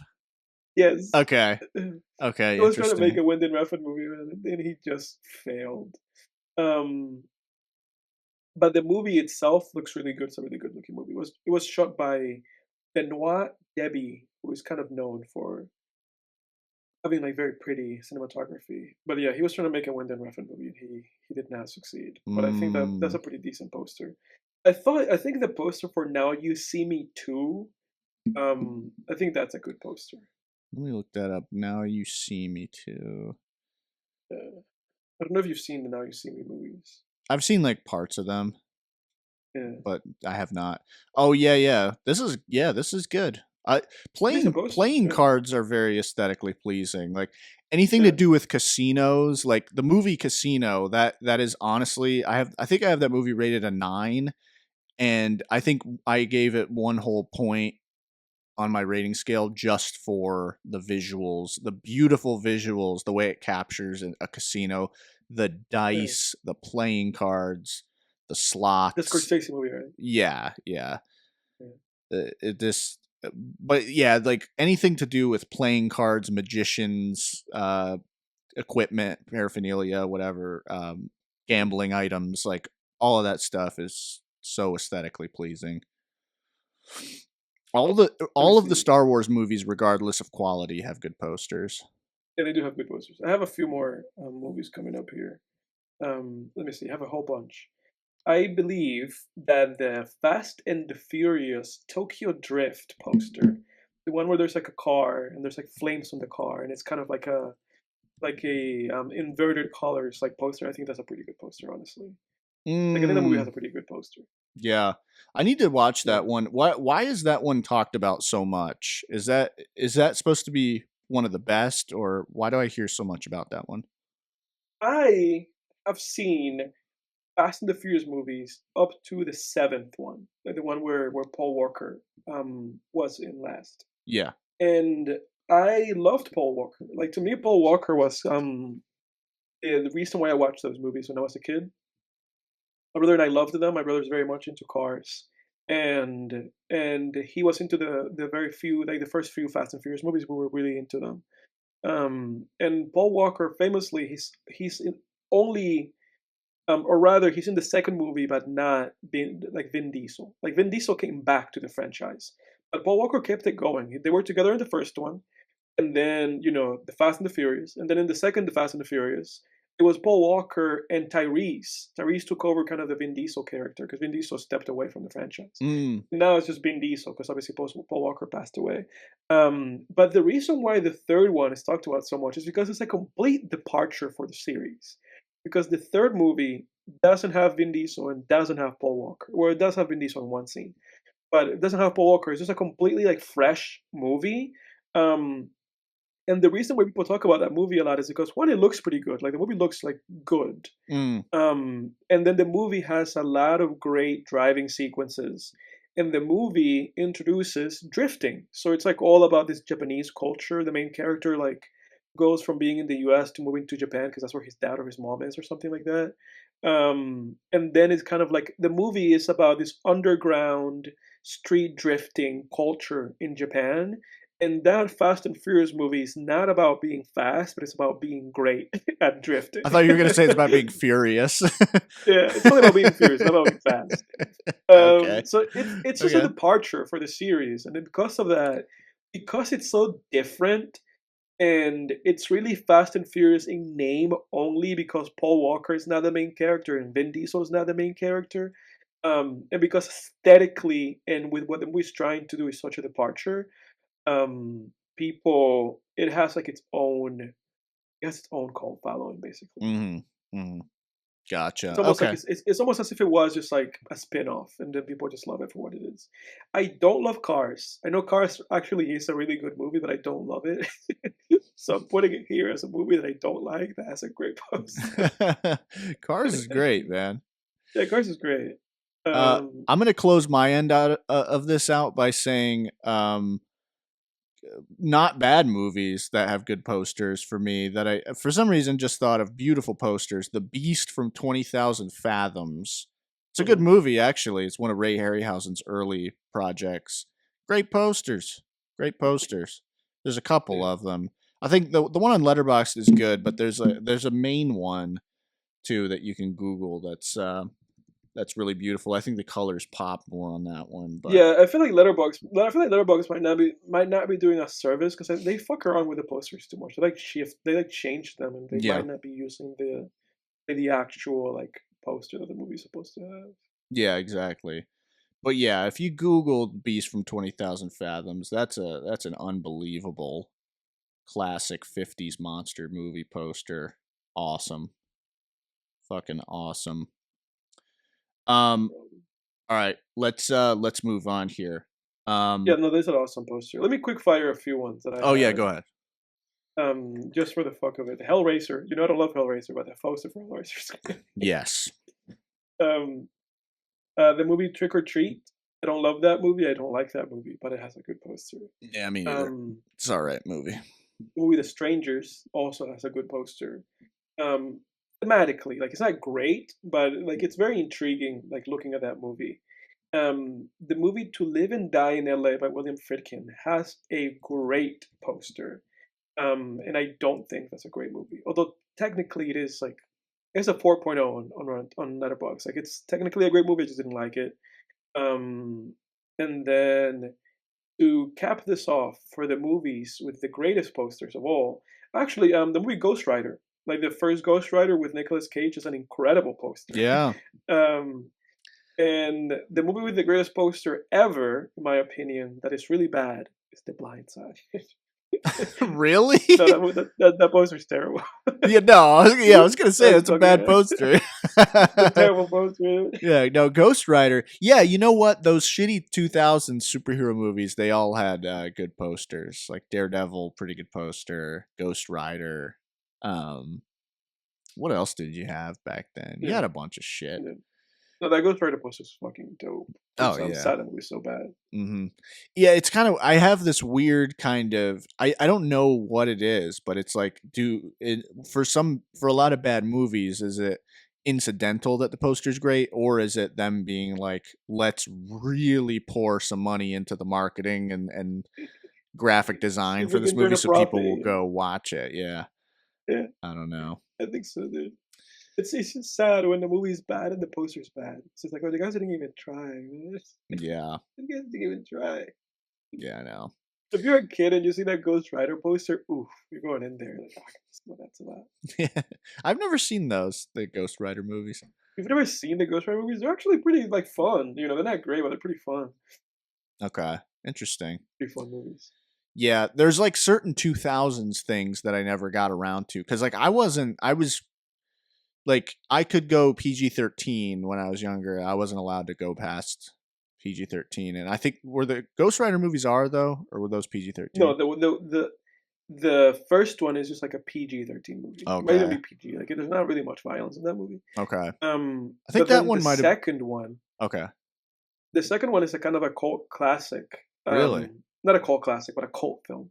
Because the filmmakers that made it are kind of like this, like an experimental, but kind of just like weird guerrilla underground guys. And because of that, the second Ghost Rider is rated R and has like a following to it. But the first one is not rated R. No Nick Cage in that one? The second one, yes, he's back Oh, in the he's second one. back. Okay. Okay. Mhm. Maybe do you think Ghost Rider 2 is worth adding to my list or? I think so. Like the first Ghost Rider came out in 2007 with Nick Cage and is directed by Mark Steven Johnson. And this is the guy that made Daredevil. Like I don't like the 2003 Daredevil with Ben Affleck. I don't know why in the world they let that guy make another superhero movie, and seemingly since then he's not. I guess making those two bad superhero movies just kind of bit him in the ass because he's not really been up to too much in That terms of sucks. directing. But Ghost Rider 2 is directed by Mark Neville Dean and Brian Taylor. And funnily enough, in Letterboxd, the first Ghost Rider has a 2.4, and the second one has a 1.9 I see that. rating in Letterboxd. Oh But man, I don't the know. interesting thing about the 2011 Ghost Rider, this is the interesting thing, and this is why it has a cult following, and this is why people kind of believe or think that it's kind of like a misunderstood movie. It was directed by the same guys that made the Crank movies. Oh, okay, okay. Yeah, Gotcha. Crank with my Jason man Statham? my man Jason Statham, and Crank is great. I have Crank rated as a 7, might be an 8. Crank is a great movie. And the reason why people love that second Ghost Rider movie, that's the reason why there's like a cult following for it, is because basically everybody that knows these guys from making Crank, they were like, oh shit, this is the guys from Crank. And seemingly they just made Ghost Rider into this R-rated kind of Crank-ish movie. I think if you watch Crank and then you are in that mindset, and then you watch Ghost Rider, I think maybe you'll enjoy it. Okay. And I know you have Crank in your watch list, so maybe watch them No, in that order. no, I watched Crank with you actually. I've seen it. But Have you really? yeah, but funny enough, It's in like a one to watch on your letterbox. It doesn't say that you've am seen I it. let me make sure I'm not getting things mixed up. Is that the one where Jason Statham wait, Crank? Oh, okay. No, no, no, no. Never mind. I'm thinking of Yeah, I remember watching that with what's the you. one with Jason Statham that has Ghost Town, the song Ghost Town playing all the time in it?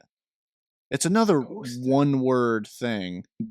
This is going to drive me nuts, folks, so I'm going to look it You're up. gonna have to look it up. Jason Statham Ghost Town movie. Snatch. Is it Snatch? Snatch. I'm getting Yeah. you could see how I'd get those two mixed up. Yeah, we've seen Snatch together. Not Crank. Crank's the one where has to take the he's given the serum that if his Yes. heart rate goes too low, he dies. So he's got to keep his Yeah, he heart can't let rate his up. heart rate drop too low. Yeah, so he Okay, has to keep like pumping himself up.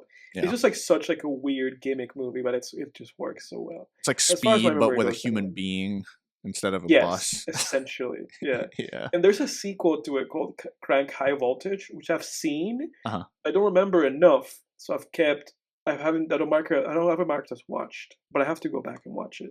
But I do want to watch that. I do want to watch that Ghost Rider movie because I just want to see if there's something there that people are just kind of shoved to the side, and it's also R rated, so Right. you know, At least there's that. at least there's maybe possibly an honest, vision coming through. Because that was before Yes, you yeah, could also make generic crap superhero movies also yes, R rated like they do now. But yeah, yeah. um, anyway, I had I had a topic here. I saw kind of an interesting article that I thought might stir up some interesting conversation. I found an article that was published a couple months ago on Collider. It was called 10 Underrated Movies from Oscar-Winning Directors. Um, Okay. they have number 10, Sam Mendes, Road to Perdition. Have you seen that one? I have not. I've heard about it. It's on my watch list actually, but I've not seen it. Okay, I'll skip that one then. They have Steven Soderbergh. He's got what has Steven Soderbergh done?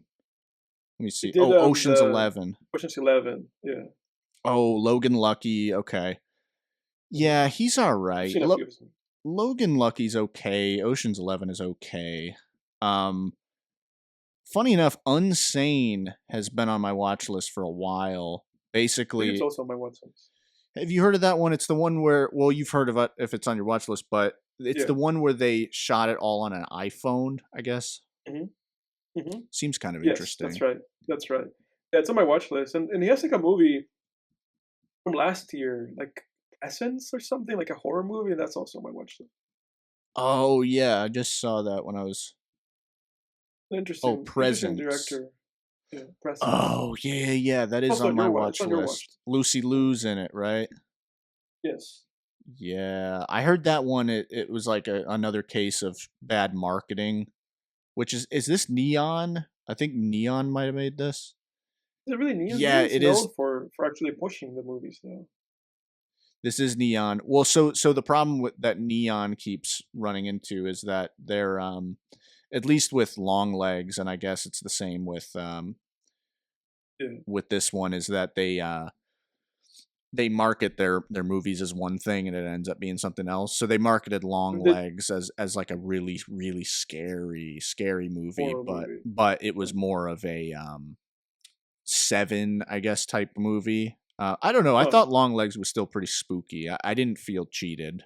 Um, Yeah. So you're saying that they're either they're not knowing how to market their own films or they're like mischaracterizing them purposefully. yeah, I mean, who knows? But yeah, so with Presence, I think they marketed it as a kind of a Conjuring type movie, but it's not that, like a Yeah. haunted house thing.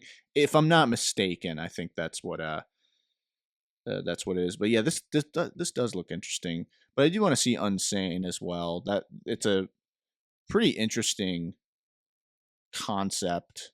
Um, but anyway, the next one I have in here is Ron Howard. His movie Rush.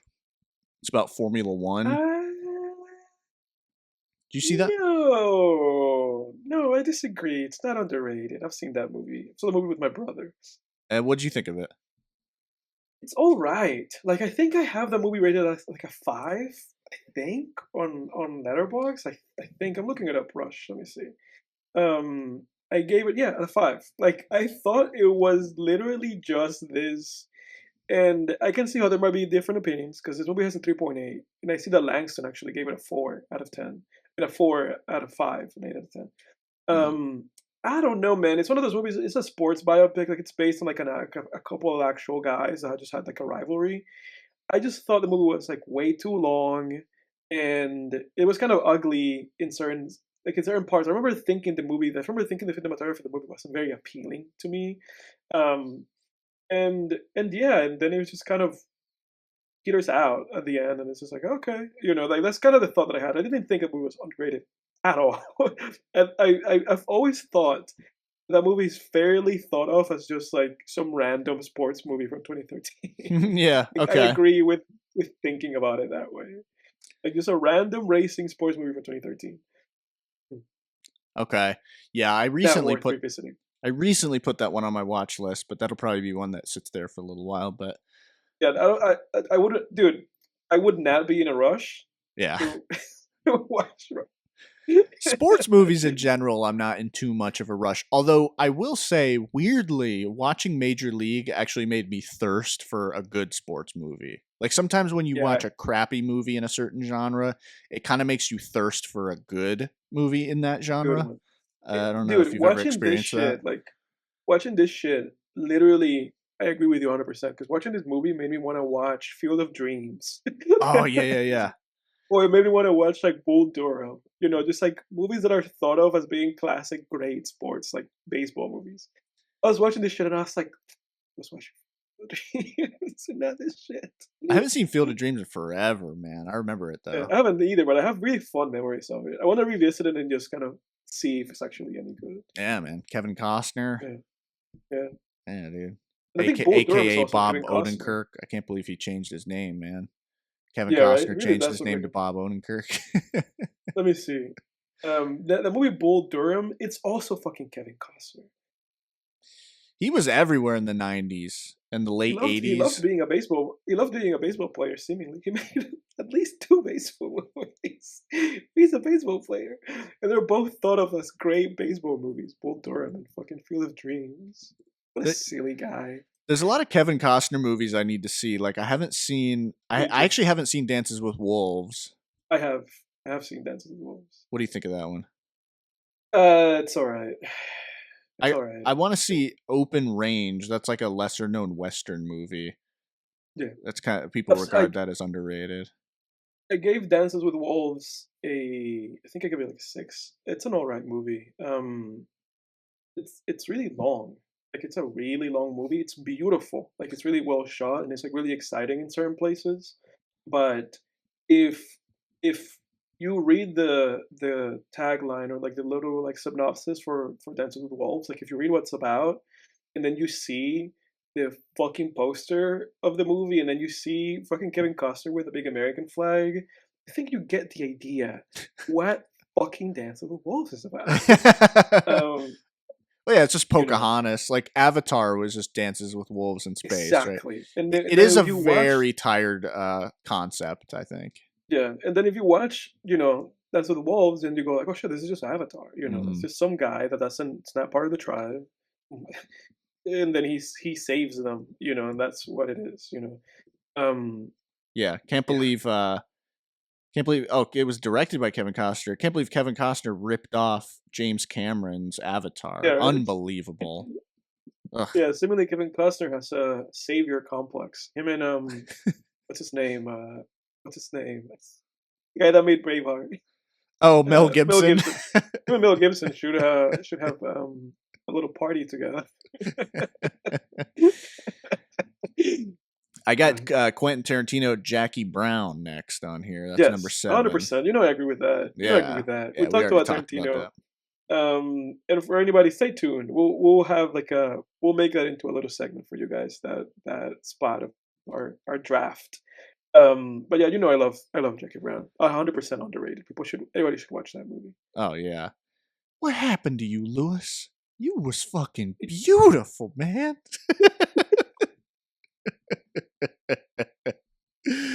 Oh man, Oh my God. so Such a class. quotable movie. Yeah. Don't say another fucking word. Where's the car, Lewis? I mean it. Don't say another Dude, fucking word. have you been rewatching scenes of that movie? Because for somebody who watched the movie once and partly under duress, you remember that movie pretty well. No, no, because I've gone back and rewatched scenes from it. I think, Okay, that makes sense. like I've rewatched Like, don't you remember that that? parking lot scene like a few times. So yeah, yeah, I know, You man. remember all those scenes, man. You watched that movie under duress. I was under duress, man. Oh God. Oh fuck. Underrated for sure. Underrated, 100%. Yeah. Okay, this one should be interesting because you've seen this. I have not. Catherine Mm. Bigelow, Near Dark from 1987, No, vampire that's not film. underrated. That movie's pretty bad. It's a pretty bad movie. I was at some point in 2018, I believe. I was doing a lot of research into vampire movies, the way that they've been adapted, the trope. And part of that research was watching all of the well-known, like, and a lot of unknown and kind of like a little bit um kind of hidden gems of vampire films. And in doing all of that, that's where I watched like those Nosferatu movies and stuff. And in doing that, I also watched this movie. And this movie's not good. This movie's not good. I don't know what it is with people in this movie. Um, Let me actually open up the letterbox for the movie so I can actually speak on it a little bit better. So Near Dark. And she did. Um, This is Catherine Bigelow. Yeah, that's right. She did Point Break. Point Break's phenomenal. Have you seen Point Break? yeah, she. No, I have not seen Point Break, but I've seen Zero Dark 30, and Zero Dark 30 is good. Like, that's a really good movie. And she also did The Hurt Locker, which is a great, great movie. So no shade on Catherine Bigelow. She's an amazing filmmaker.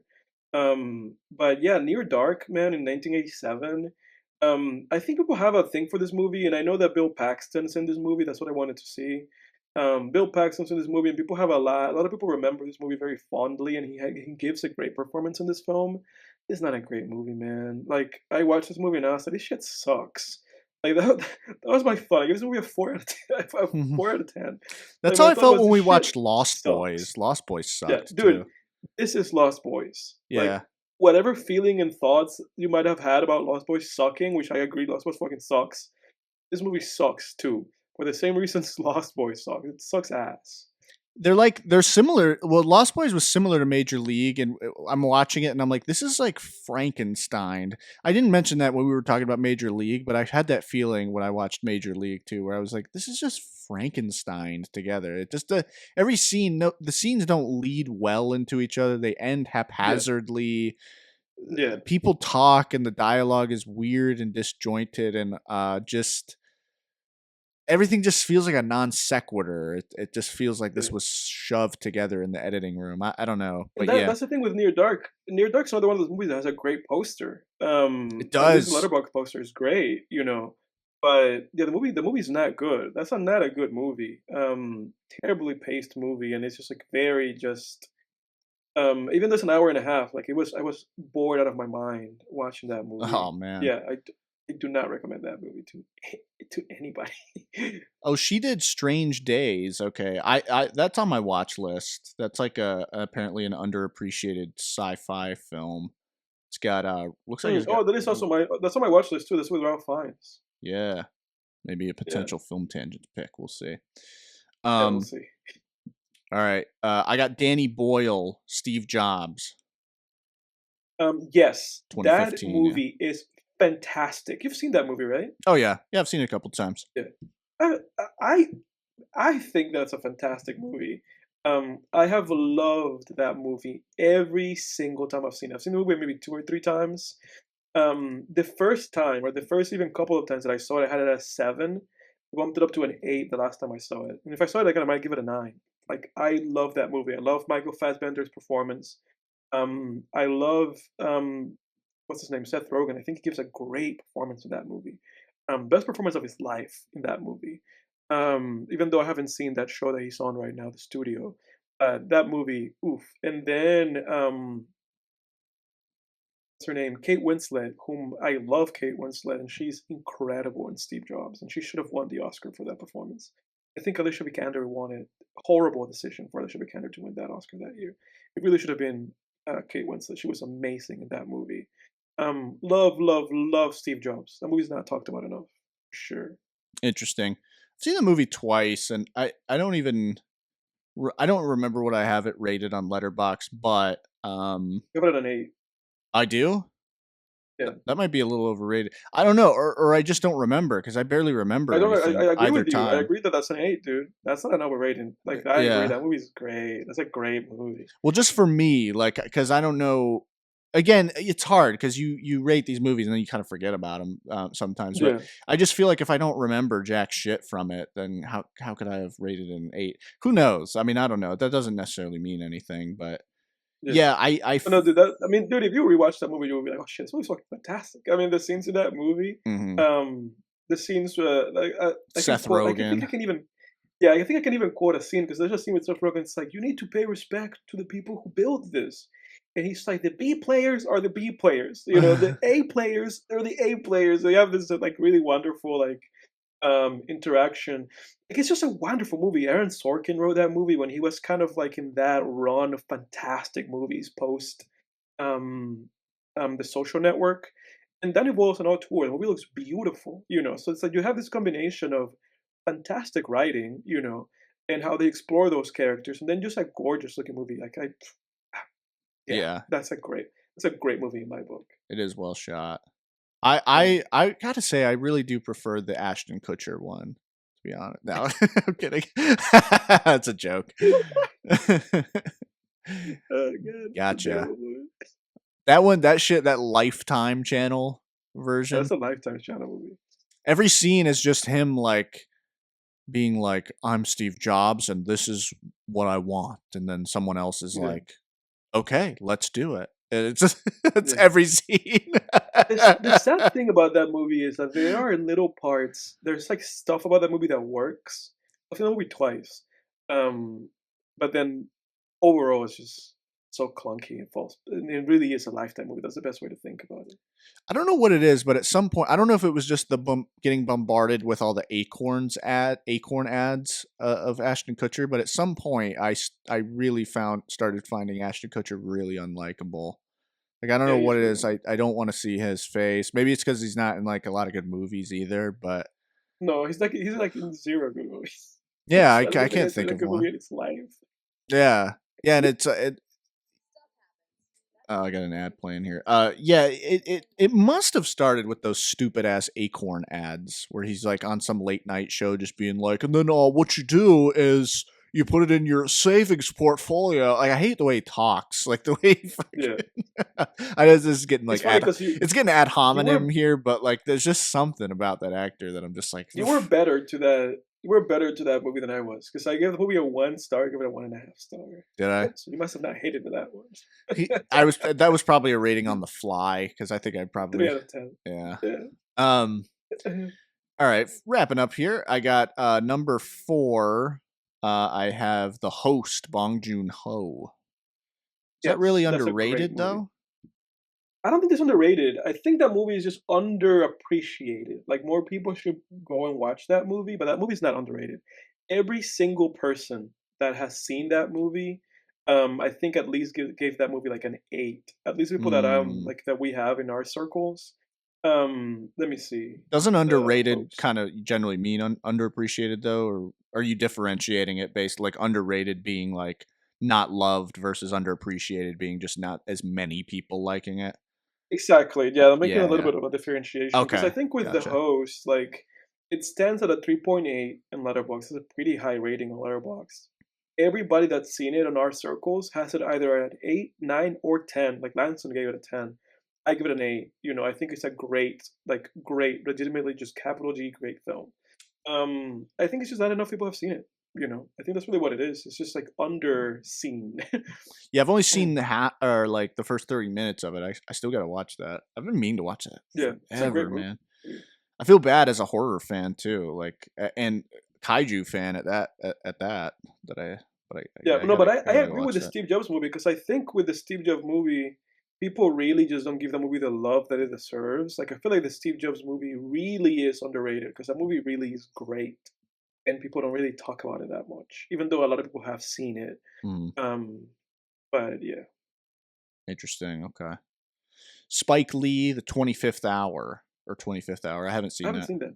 Okay, Yeah, you can skip that. Um, but something to chew on there for people out there. Comment below if you think. Comment below also if you think mhm. any of these movies. If you agree that any of these movies are underrated, or if you think they actually suck. And yeah. I watched the 25th. And then I have William Friedkin, Killer Joe. I've seen that. I've not seen that. You can speak for that. I don't think it's underrated. I think it's a weird. Like it's not. I don't know what. With with Matthew McConaughey, right? Yeah, Matthew McConaughey. He's great. His performance is great. He Also in the plays a reconnaissance.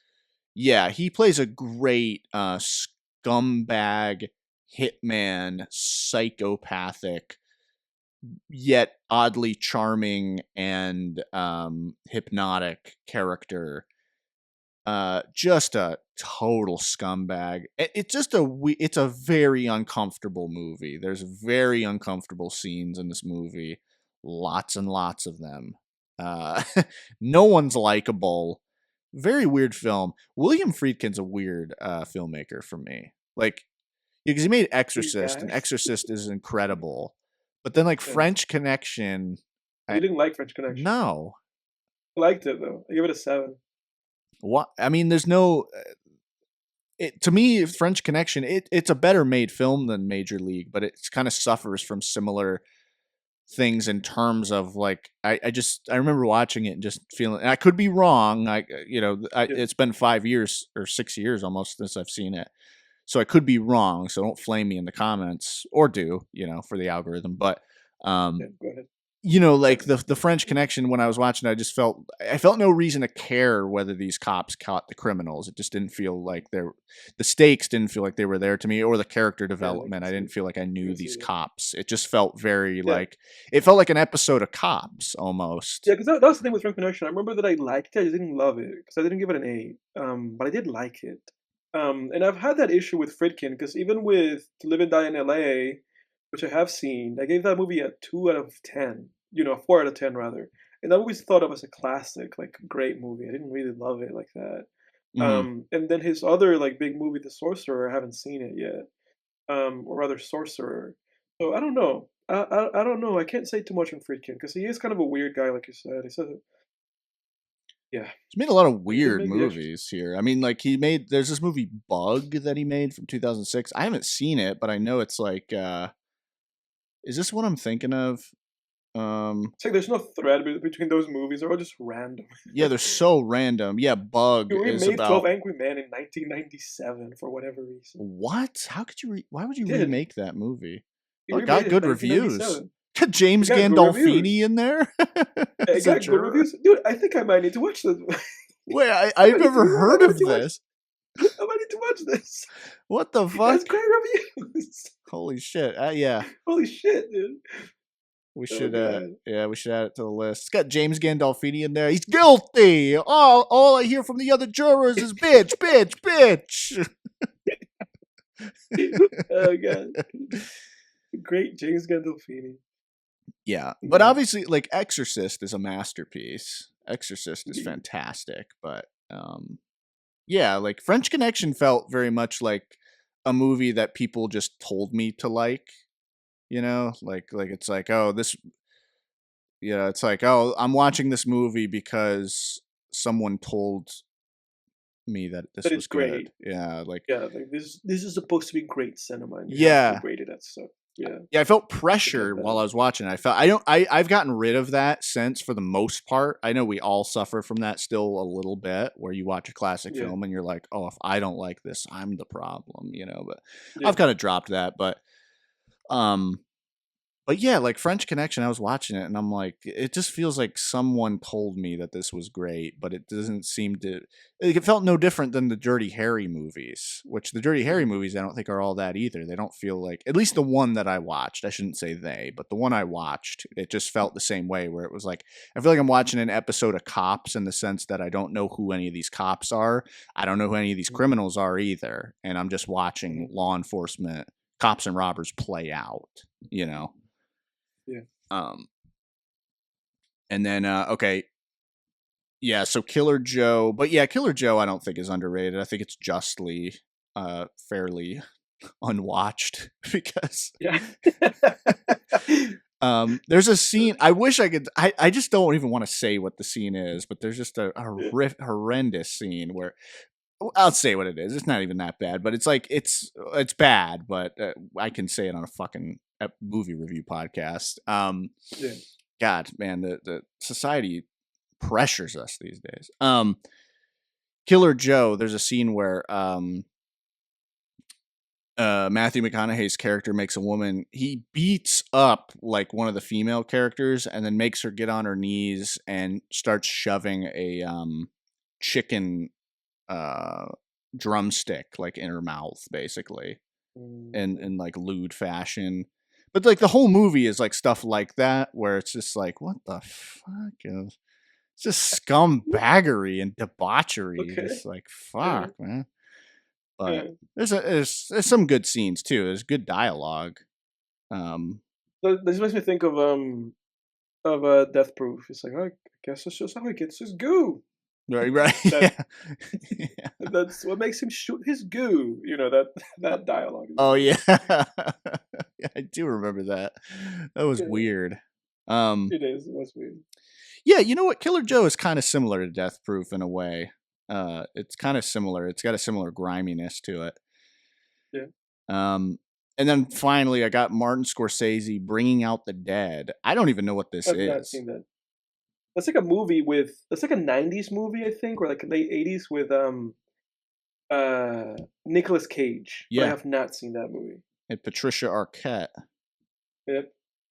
from one of the Dream Warriors fought Freddy. Um, Yep. This goes to tell you, dude. Like somehow I have like a weird head in remembering all this nonsense, even for movies I haven't seen. yeah, yeah. Well, so comment below the ones that we said we haven't seen. Comment below if you think we should watch them. Comment below, or just make your case if you think any of these movies are or aren't underrated. Make your case below, guys. We want to hear from you. But Please let us know. what anything else you want to get into, man? Before I don't have a hard stop, so I'll go off your time, your timeline here. No, no. But I feel like for in terms for me, then we should go to I guess recaps from here. Because for me, it's always like this is a conversation that I've already had in terms of like 9 p.m. kind of being a little bit of like a we should be done around this time yeah, kind of thing. yeah, sounds good. Yeah, you can go first for your recap. All right.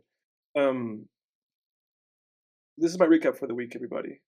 This week, I don't think I've listened to much music. I've been on a nostalgic trip, so I've been listening to a lot of like um Japanese music. For those who are into like Japanese music and stuff like that, I've been listening to a lot of like anime soundtracks and just revisiting stuff that I loved, like a lot of like soundtracks for like Naruto and Bleach and One Piece and stuff like that. So I've been being silly, but I've been having fun. So I've taken a break from my alphabetical listening of everything, except for that I listened to Lou Reed. I listened to his album, his very classic album. For those who don't know, Lou Reed was the frontman and singer for the Velvet Underground, and then he branched off on his own in the '70s, and he made Transformer. And so I listened to Transformer, and I also listened to his follow-up album to Transformer, Berlin. Transformer is an incredible album. If you're somebody out there who is into, kind of like post-punk glam rock, and then a little bit of kind of like poppy rock. It's glam rock kind of mixes a little bit of pop with rock. Then Lou Reed is the guy for you. This album's incredible. It has songs for those who I think everybody most people have heard this song, but "Walk on the Wild Side" is in here. Just take a walk on the wild side. That song. Um, "Perfect Day" is here. "Satellite of Love." Those three songs and the song "Vicious," which is the opening song. That's enough for anybody to go and listen to that album. It's incredible. It's a classic. It's a '72 classic glam rock, extremely influential record. So yeah, incredible album. Go listen to it. I think it's fantastic. Yeah, And then I I love listened to classic rock, so Berlin. I'll probably go check that out. Oh, did go check it out. And then I've listened to Berlin, which is his follow up to that. Not so much glam, a little bit more kind of experimental, a little bit, not as listenable, and not as straightforward glam and forward pop. But still, it's an interesting and enjoyable listen. I don't think this is a great album like that though. But I would still recommend giving it a try. Like if you listen to Transformer and you do like Lou Reed, or if you're a band of the Velvet Underground, go and listen to Berlin. Otherwise, I wouldn't recommend it as a follow up. But if you want to give it a try, you can listen to Caroline Says #2, listen to Sad Song, or listen to the opening song Berlin, and maybe that will do something for you. That's it for music, though, for me. Um, on the other end, with movies, I watched a couple of movies since we last spoke about Hard Eight. I watched a documentary by the name of The King of Kong, A Fistful of Quarters. This is a very fascinating documentary, and it kind of covers a subject that I am very fascinated with, and it is games, video games, and records, like the all-time record. There is an incredible YouTube channel named by the name of Summoning Salt. And this guy makes like hour-long videos completely about the competitive history of old like arcade and 90s and 2000s games. So if you're ever interested in what's the competitive history of people setting records in Mario Kart or in speedrunning a specific stage or a specific world or even the whole game of like Mario 64, or Pac-Man. Mario Sunshine, or Pac-Man, any of those, Summoning Salt, he's the guy. I love him. I've been subscribed to him forever. I'm falling asleep to plenty of those videos. Or the best falling asleep videos. Just a guy talking about some generic nonsense like video game competitive scenes. The movie The King of Kong is that in a documentary. So it's about the original King Kong game with Mario, where Mario came from, and it's about Donkey the Kong? guys who, yeah, Donkey Kong, and it's about the guys whom through when the game first was released through all the way to like 2009 when this documentary came out, the guys that held that record and how at a specific point in history when this documentary is being filmed, like in 2007, how that got like really heated and how there was a lot of underhanded weird tactics, and how the main character of the, I mean, watch, it's a great documentary. I'm not going to spoil it. There's an underhandedness, there's drama, there's tears, it's a Sounds good. wonderful documentary. I give it an 8 out of 10. I think it's great. But yeah, Madness. the name of it Add this to my is list. yeah, the name of it is King of Kong, A Fistful of Quarters. Great documentary. It's a great Um, title. oh yeah, dude, it's a great title. I know it proves A Fistful of Dollars. And then I also watched a movie by the name of The Gods Must Be Crazy. Directed by Jamie Uwis, and By he the like way, directed and wrote it. Fistful of Dollars, good movie. I just wanted to bounce off of that shout out. Do Yeah, I a need to shout watch it. out, bounce off it. Yeah, not as good as Yeah, I need Good, to Bad, watch and that the movie. Ugly, but the whole Dollars trilogy is great. But But I watched continue, The sir. Gods Must Be Crazy. That's directed by Jamie Lewis. He did everything. He like wrote it and shot it and edited it. Um, and this movie is basically, I gave this movie a 5 out of 10. I thought that it was almost as bad as it was good, so I just settled for a 5 out of 10. Although I could have given this a 4. It's not a good movie, and in a lot of ways, it's actually quite offensive. Because the plot of this movie, little synopsis, is that it's about this Bushmen. That's what they call them in the movie, but it's basically an uncontacted tribe in Africa. And I know the second you say that, No, you're like, oh I fuck. just read the synopsis on Letterboxd. It's just ugh. Yeah, yeah, dude, it's not good. It's not good. Yeah, it says a Coca-Cola bottle dropped from an airplane raises havoc among a normally peaceful tribe of African Bushmen who believe it to be a utensil of the gods. It seems Just like by something saying that that, Anthony Cumia of the Opie and Anthony show would like really love, unironically. yeah. It I seems like watched this more on of a his type of recommendation. movie. I watched this on a recommendation from a coworker. That's the only reason why I watched it. And this coworker is very dear to me. That's why I watched it. It's this painter fellow that I'm friends with named Patricio. Watched it because of you, Patricio. Not not a very good movie. And like I said, it's very offensive and dated.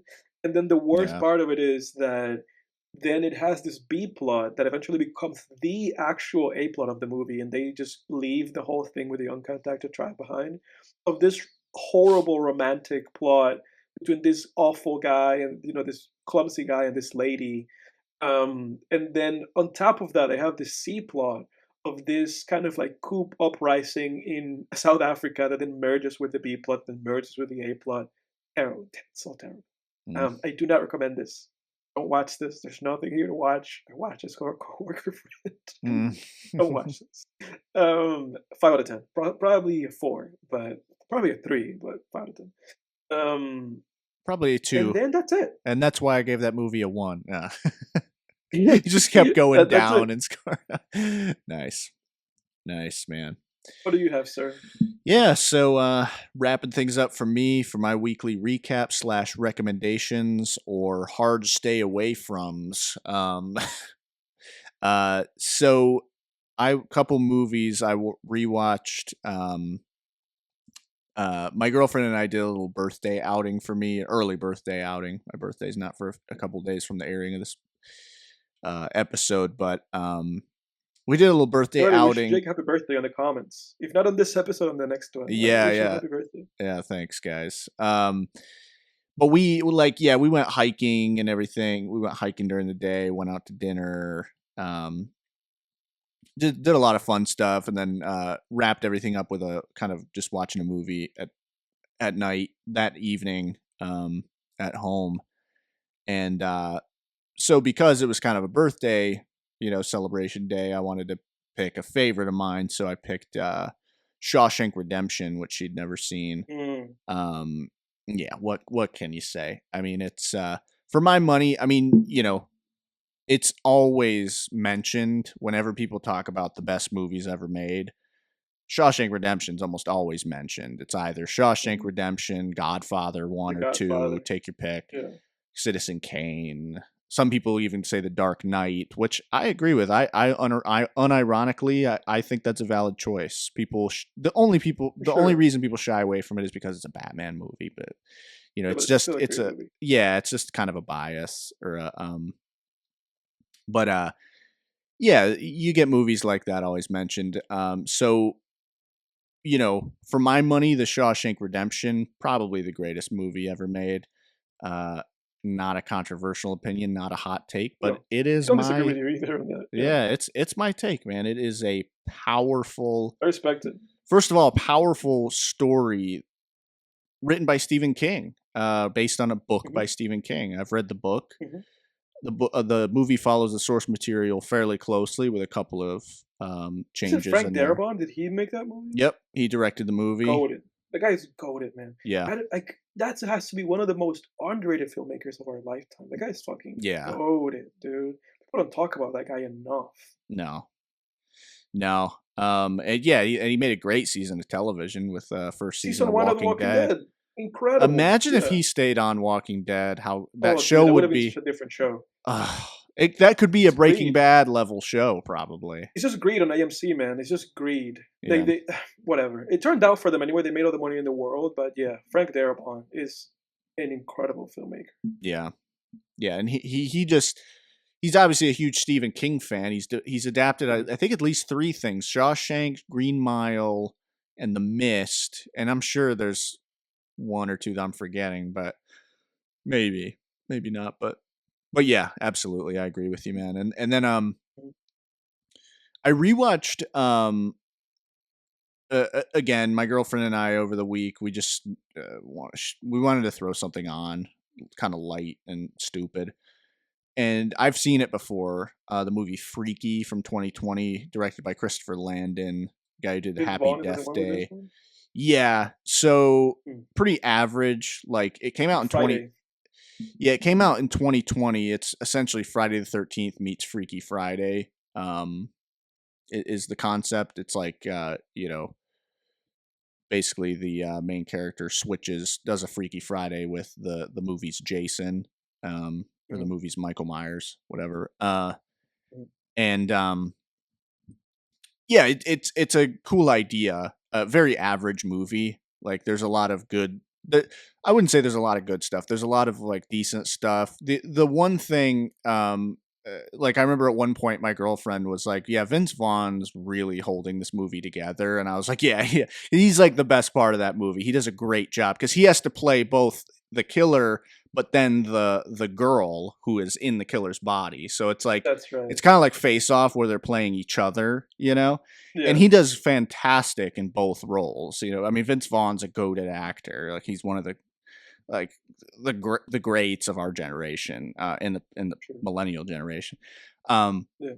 but anyway, it's an average movie. It's what it is. It's not great. I am interested in seeing Happy Death Day because that's essentially Groundhog Day meets a slasher premise. Mm.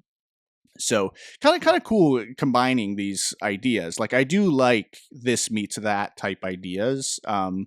Because you can always they're always very hooky, and if you do them really well, it's great. But Freaky's whatever. It's a very for a movie that came out in 2020. It's a very 2020s piece of media.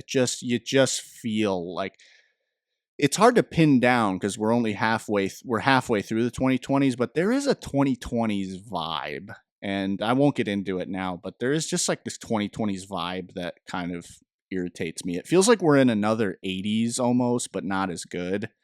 Like just with Mm. all of this crap that we're putting out there, that's very. I love the 80s, but the 80s had a lot of crap too. A lot of crap. Yeah, that's a lot of crap in the 80s. Yeah, and I feel like the 2020s are kind of similar, where it's like a lot of good, there's some good genre stuff, and when it hits real good. And there's some good, but there's a lot of mass produced crap as well, Yeah. just poop factory. But anyway, Yeah. and then I went to an Anna Popovic concert. She's a blues artist. I went to that concert with some folks up in Cornelius. She's a solid blues artist. I had never heard of her, but I got invited, and I'm now a fan. So Anna Popovic, And a puppet. she is from Serbia. Um, Yeah, I was gonna say like that. Those from watching tennis, I can place those names. So that has to be a Serbian name. yeah, yeah, yeah. I'm a huge. I love classic rock and roll in general, but blues, its parent genre, I also love. I love blues. Blues is a. I just yeah, blues is amazing, especially during like spring, summer. I don't know what it is about those warmer months, but that make me want to Yeah, listen it's like to the warm blues. weather song like music, like that New Orleans stuff. Exactly, Yeah, man. Yeah, especially if I'm going hiking or something. Like I mentioned, my girlfriend and I went hiking last weekend. You know, you just listen. You're driving into the countryside, just listening to blues music. Just hits. Um, yeah. I think I'm going through something like that because I think there has been something about me over the years where, one of my first loves in terms of like arts and media, it's anime and manga. And for mhm. some reason, like during the summers, I just get into it. Yeah, yeah. And now I'm like getting into it again. Like I'm rewatching all this stuff. I didn't say this in my recap, but I've been watching Digimon Frontiers from 2006. I've been having a lot of fun with that. So yeah, dude, it's like anime is the shit. I think we were talking about TV and movies last week, and I think the thing with me is that I just love anime. Like I Mhm, think anime is my TV. It's 20. It's a 20-minute episode mhm. television show. I think I just love TV when it's a short format, not an hour long episode. Yeah, you get that But yeah, long form storytelling still in there. yeah, exactly. It's in smaller bites. But yeah. Yeah, comment below if you because I'm similar in the sense with seasonal stuff. Comment below what particular seasons might stir up a certain media uh, Mhm. that you start, whether it's music that you start listening to during a certain season or movies you start wanting to watch during a certain season. Like I know we all want to watch kind of like summer blockbusters when it's the beginning of the summer. Like I for instance want to watch Jaws. I want to watch the Aliens movies. I want to watch Mhm. Predator during the summer. I want to watch like Listen to some summer. Tyler. What'd you say? Mm. Listen to some Tyler the Creator stuff. Yeah, Tyler the Creator is like a springtime artist for me. He always drops in the Mhm. spring. His music has a very, especially like "Call Me If You Get Lost," very springtimey Mhm. beats and stuff. But yeah, comment Mhm. below if you have any seasonal movies, shows, or music, or anything really that you like listening to or watching or reading. And then I watched. Moving along quickly here, I actually have to finish it. I watched part of the first episode of The Last of Us season 2.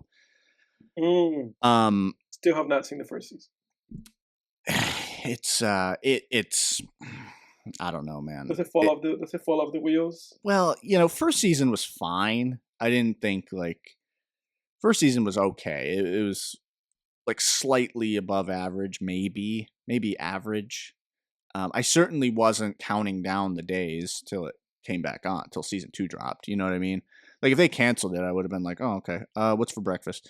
But so it's not a huge thing for me. But I'm just watching the first episode, and I'm like, man, I just feel like there's a train wreck on the horizon because they're in a bit of a weird spot. Because I didn't play the games, but I know people hate the second game. People hate the second game, but people hate. Yeah, go ahead. Yeah, I think I know what you were gonna say. Like they hate the certain character's fate. Maybe is that what you were gonna say? Yes, that's Yeah, what I'm gonna say. but also like they. And how they handle the ending. Mhm. I know those two things because I know Okay. that overall, in terms of game theory, right, and in terms of craft, it's an excellent game. That's what Mhm. I understand. That it's just like, I mean, my God, it was made by what is this? A Naughty Dog? It's like it's made by one of the best game producing production companies in the planet. Under Sony Entertainment. It's like in terms of it being a game, it's like a perfect, you know, top of the line in terms of like its execution, of game. But I know that people have issues with the story, and Mm. like you said, something happens to a character, and then the game ends in a certain way. So I Mm. know those two things, and people hate that. And obviously, how is that going to translate to the show? Right. Yeah. That's a thing. It's like, well, you either can take it in a new direction, which might piss some people off, or Probably. which I think they should do. I mean, what is the point in following exactly Yeah, a there's no story, the point, story of a especially since game, there's no especially if it's third. not even well liked or if it doesn't work?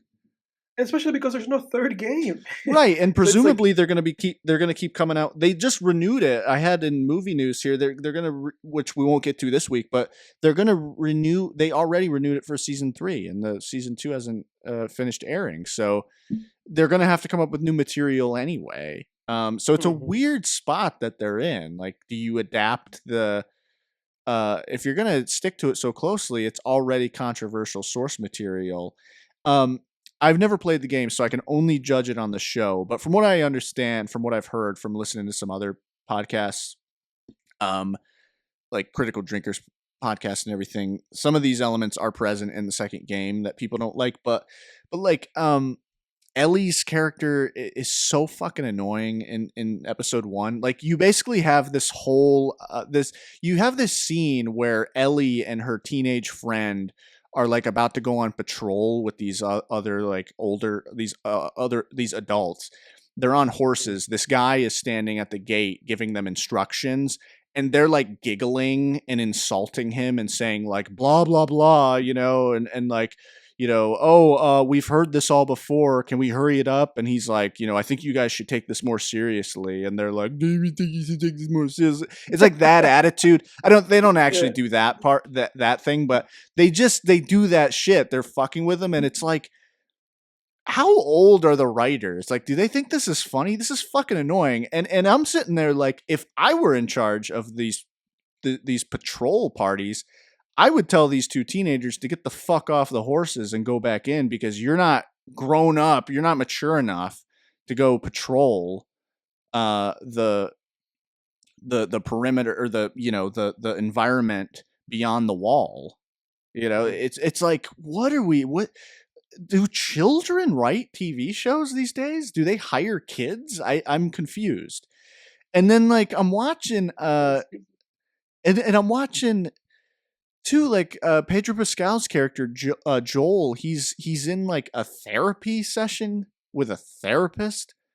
They were doing a therapy scene in a because they live in a Isn't this the community. apocalypse? Well, they live in a Okay. community, and so they've been here for a while now. But it's Yeah. like it's just lame. And in the office, everybody looks clean and like in full makeup, and it looks like a Mhm. Geico commercial.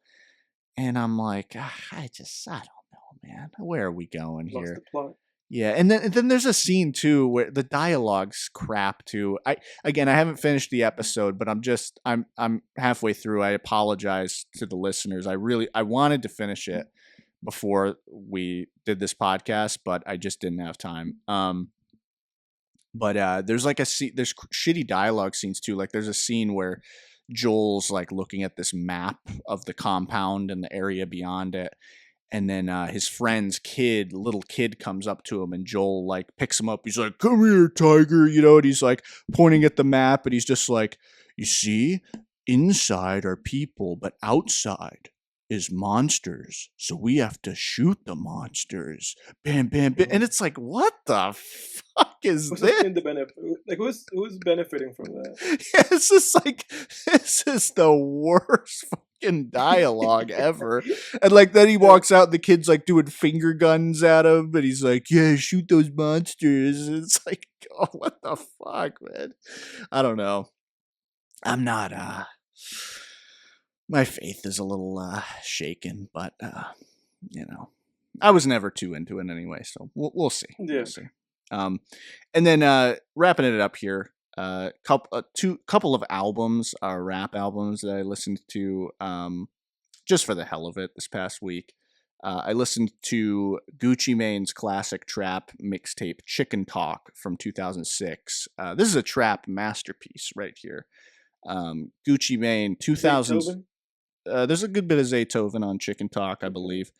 Um, Gucci Mane's got a great mixtape too called EA Sports Center. That's a good one. I think that's like solely produced by Zaytoven. But Okay. yeah, Gucci Mane was making great gangster rap trap music back in the 2000s.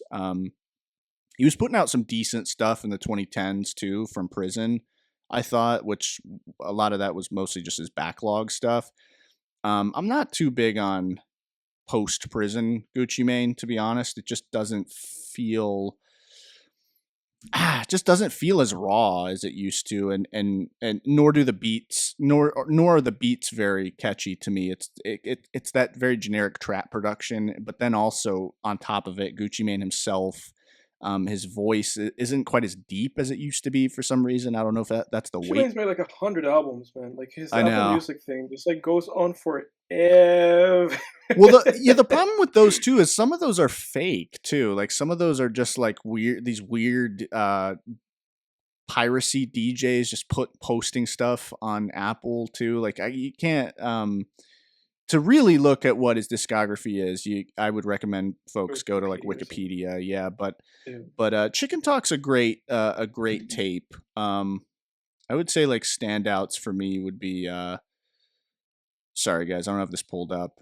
But yeah, great trap tape. Back when trap had just more variety in its production and Gucci Mane like bars were I know he still got bars, but he had some great bars back in the Yo 2000s. Gotti's in this thing. Yeah, he used to collab with Hard to Yo get risk. Gotti a lot. Yeah. But then they had a falling out or something, but my favorites from this project would probably be "Money on the Floor," and then I also like "Alligators." "Swing My Door" is a trap classic, and then That's the "Giant" is a great one as well. Swing My Door is like the starred one. hmm Yeah, "Swing My Door" is excellent. That's he's got some great bars on that one. If you listen to 2000s Gucci Mane too, that guy is in like I would put him in the A tier for bars. Not the S tier is where guys like MF Doom and Eminem. I don't like Eminem's music, but bars you got to give it to the guy. That's where guys like that would go. But I would put Gucci Mane, at least 2000s Gucci Mane, in A tier for bars because he had some great lyrical ability back then. Still does, but I think he's kind of lost his edge a little bit. Um, And then I listened to the joint EP from 2019 between Smoke Dizza and Benny the Butcher called Mm. Statue, not Statute, but Statue of Limitations, kind of a play on words. They have the Statue of Liberty on the cover, and it's like combined with I think it's like an M16 or whatever machine gun. Great project. You got features on here from West Side Gun and Conway as well. And then yeah, I would recommend the whole EP. I liked all the What's that songs. from again? Like what year? 2019. Hmm. And I'm a big fan of Smoke Dizza, and I do want to get more into the Griselda guys. So I'm kind of I'm starting to make my way through West Side Gun, Benny the Butcher, and Conway's projects. And actually, if you, Edward, want, either you can recommend me now, or if you, later, if you have anything to send me as far as like which projects of theirs you'd recommend, please do. Because Oh, dude. I mean, just here because I'm looking at Benny's discography. Like from Benny, uh-huh. you have to listen to Tana Talk. Like he has Tana Talk 3 on Okay. Apple Music. You have to listen to Tana Talk 3, Okay. and then you have to listen to the plugs I met 1 and 2. You have to listen to that. Those are required reading. I mean, listening. Yeah, yeah. Burden of Proof. You have to listen to Burden of Proof. Um, and then you have to listen to Tana Talk 4. And everybody can't go. I would say those 6 albums, 6, 7 albums. Those are the albums. Okay. So the albums for Benny. So yeah, those for sure. I would add those. Everything in those albums, mostly banger, banger, banger. Okay. Awesome. So I would listen to all that. Awesome. All I right. think Johnny Piscatty is in Tana Talk 4 too, which is like an amazing song. I'm a big fan. I there's a number of songs from each of them that I really like. I'm a big fan of it's Benny the Butcher and Conway featuring 38 Special. They actually have a song called Lalo that I really like. That's a good one. Obviously named from I Better can't Call find Saul. the album that you just mentioned, like the Statue of Limitations. Is that what you said? With Statue Benny of and Smoke Dizza? Limitations. Statue of Limitations. Yeah, if you go to albums, yeah, why is it? It's not pulling up for me either. That's I can't weird. find it, dude. I'll send it to you. Okay. But that's a good one, man. It's Benny and Smoke Dizza. Yep, Benny the Butcher and Okay. Smoke Dizza. But I would definitely, I'm gonna send that to you right now. I would definitely recommend that one. Uh, very solid bars and storytelling from both Smoke Dizza and Benny the Butcher.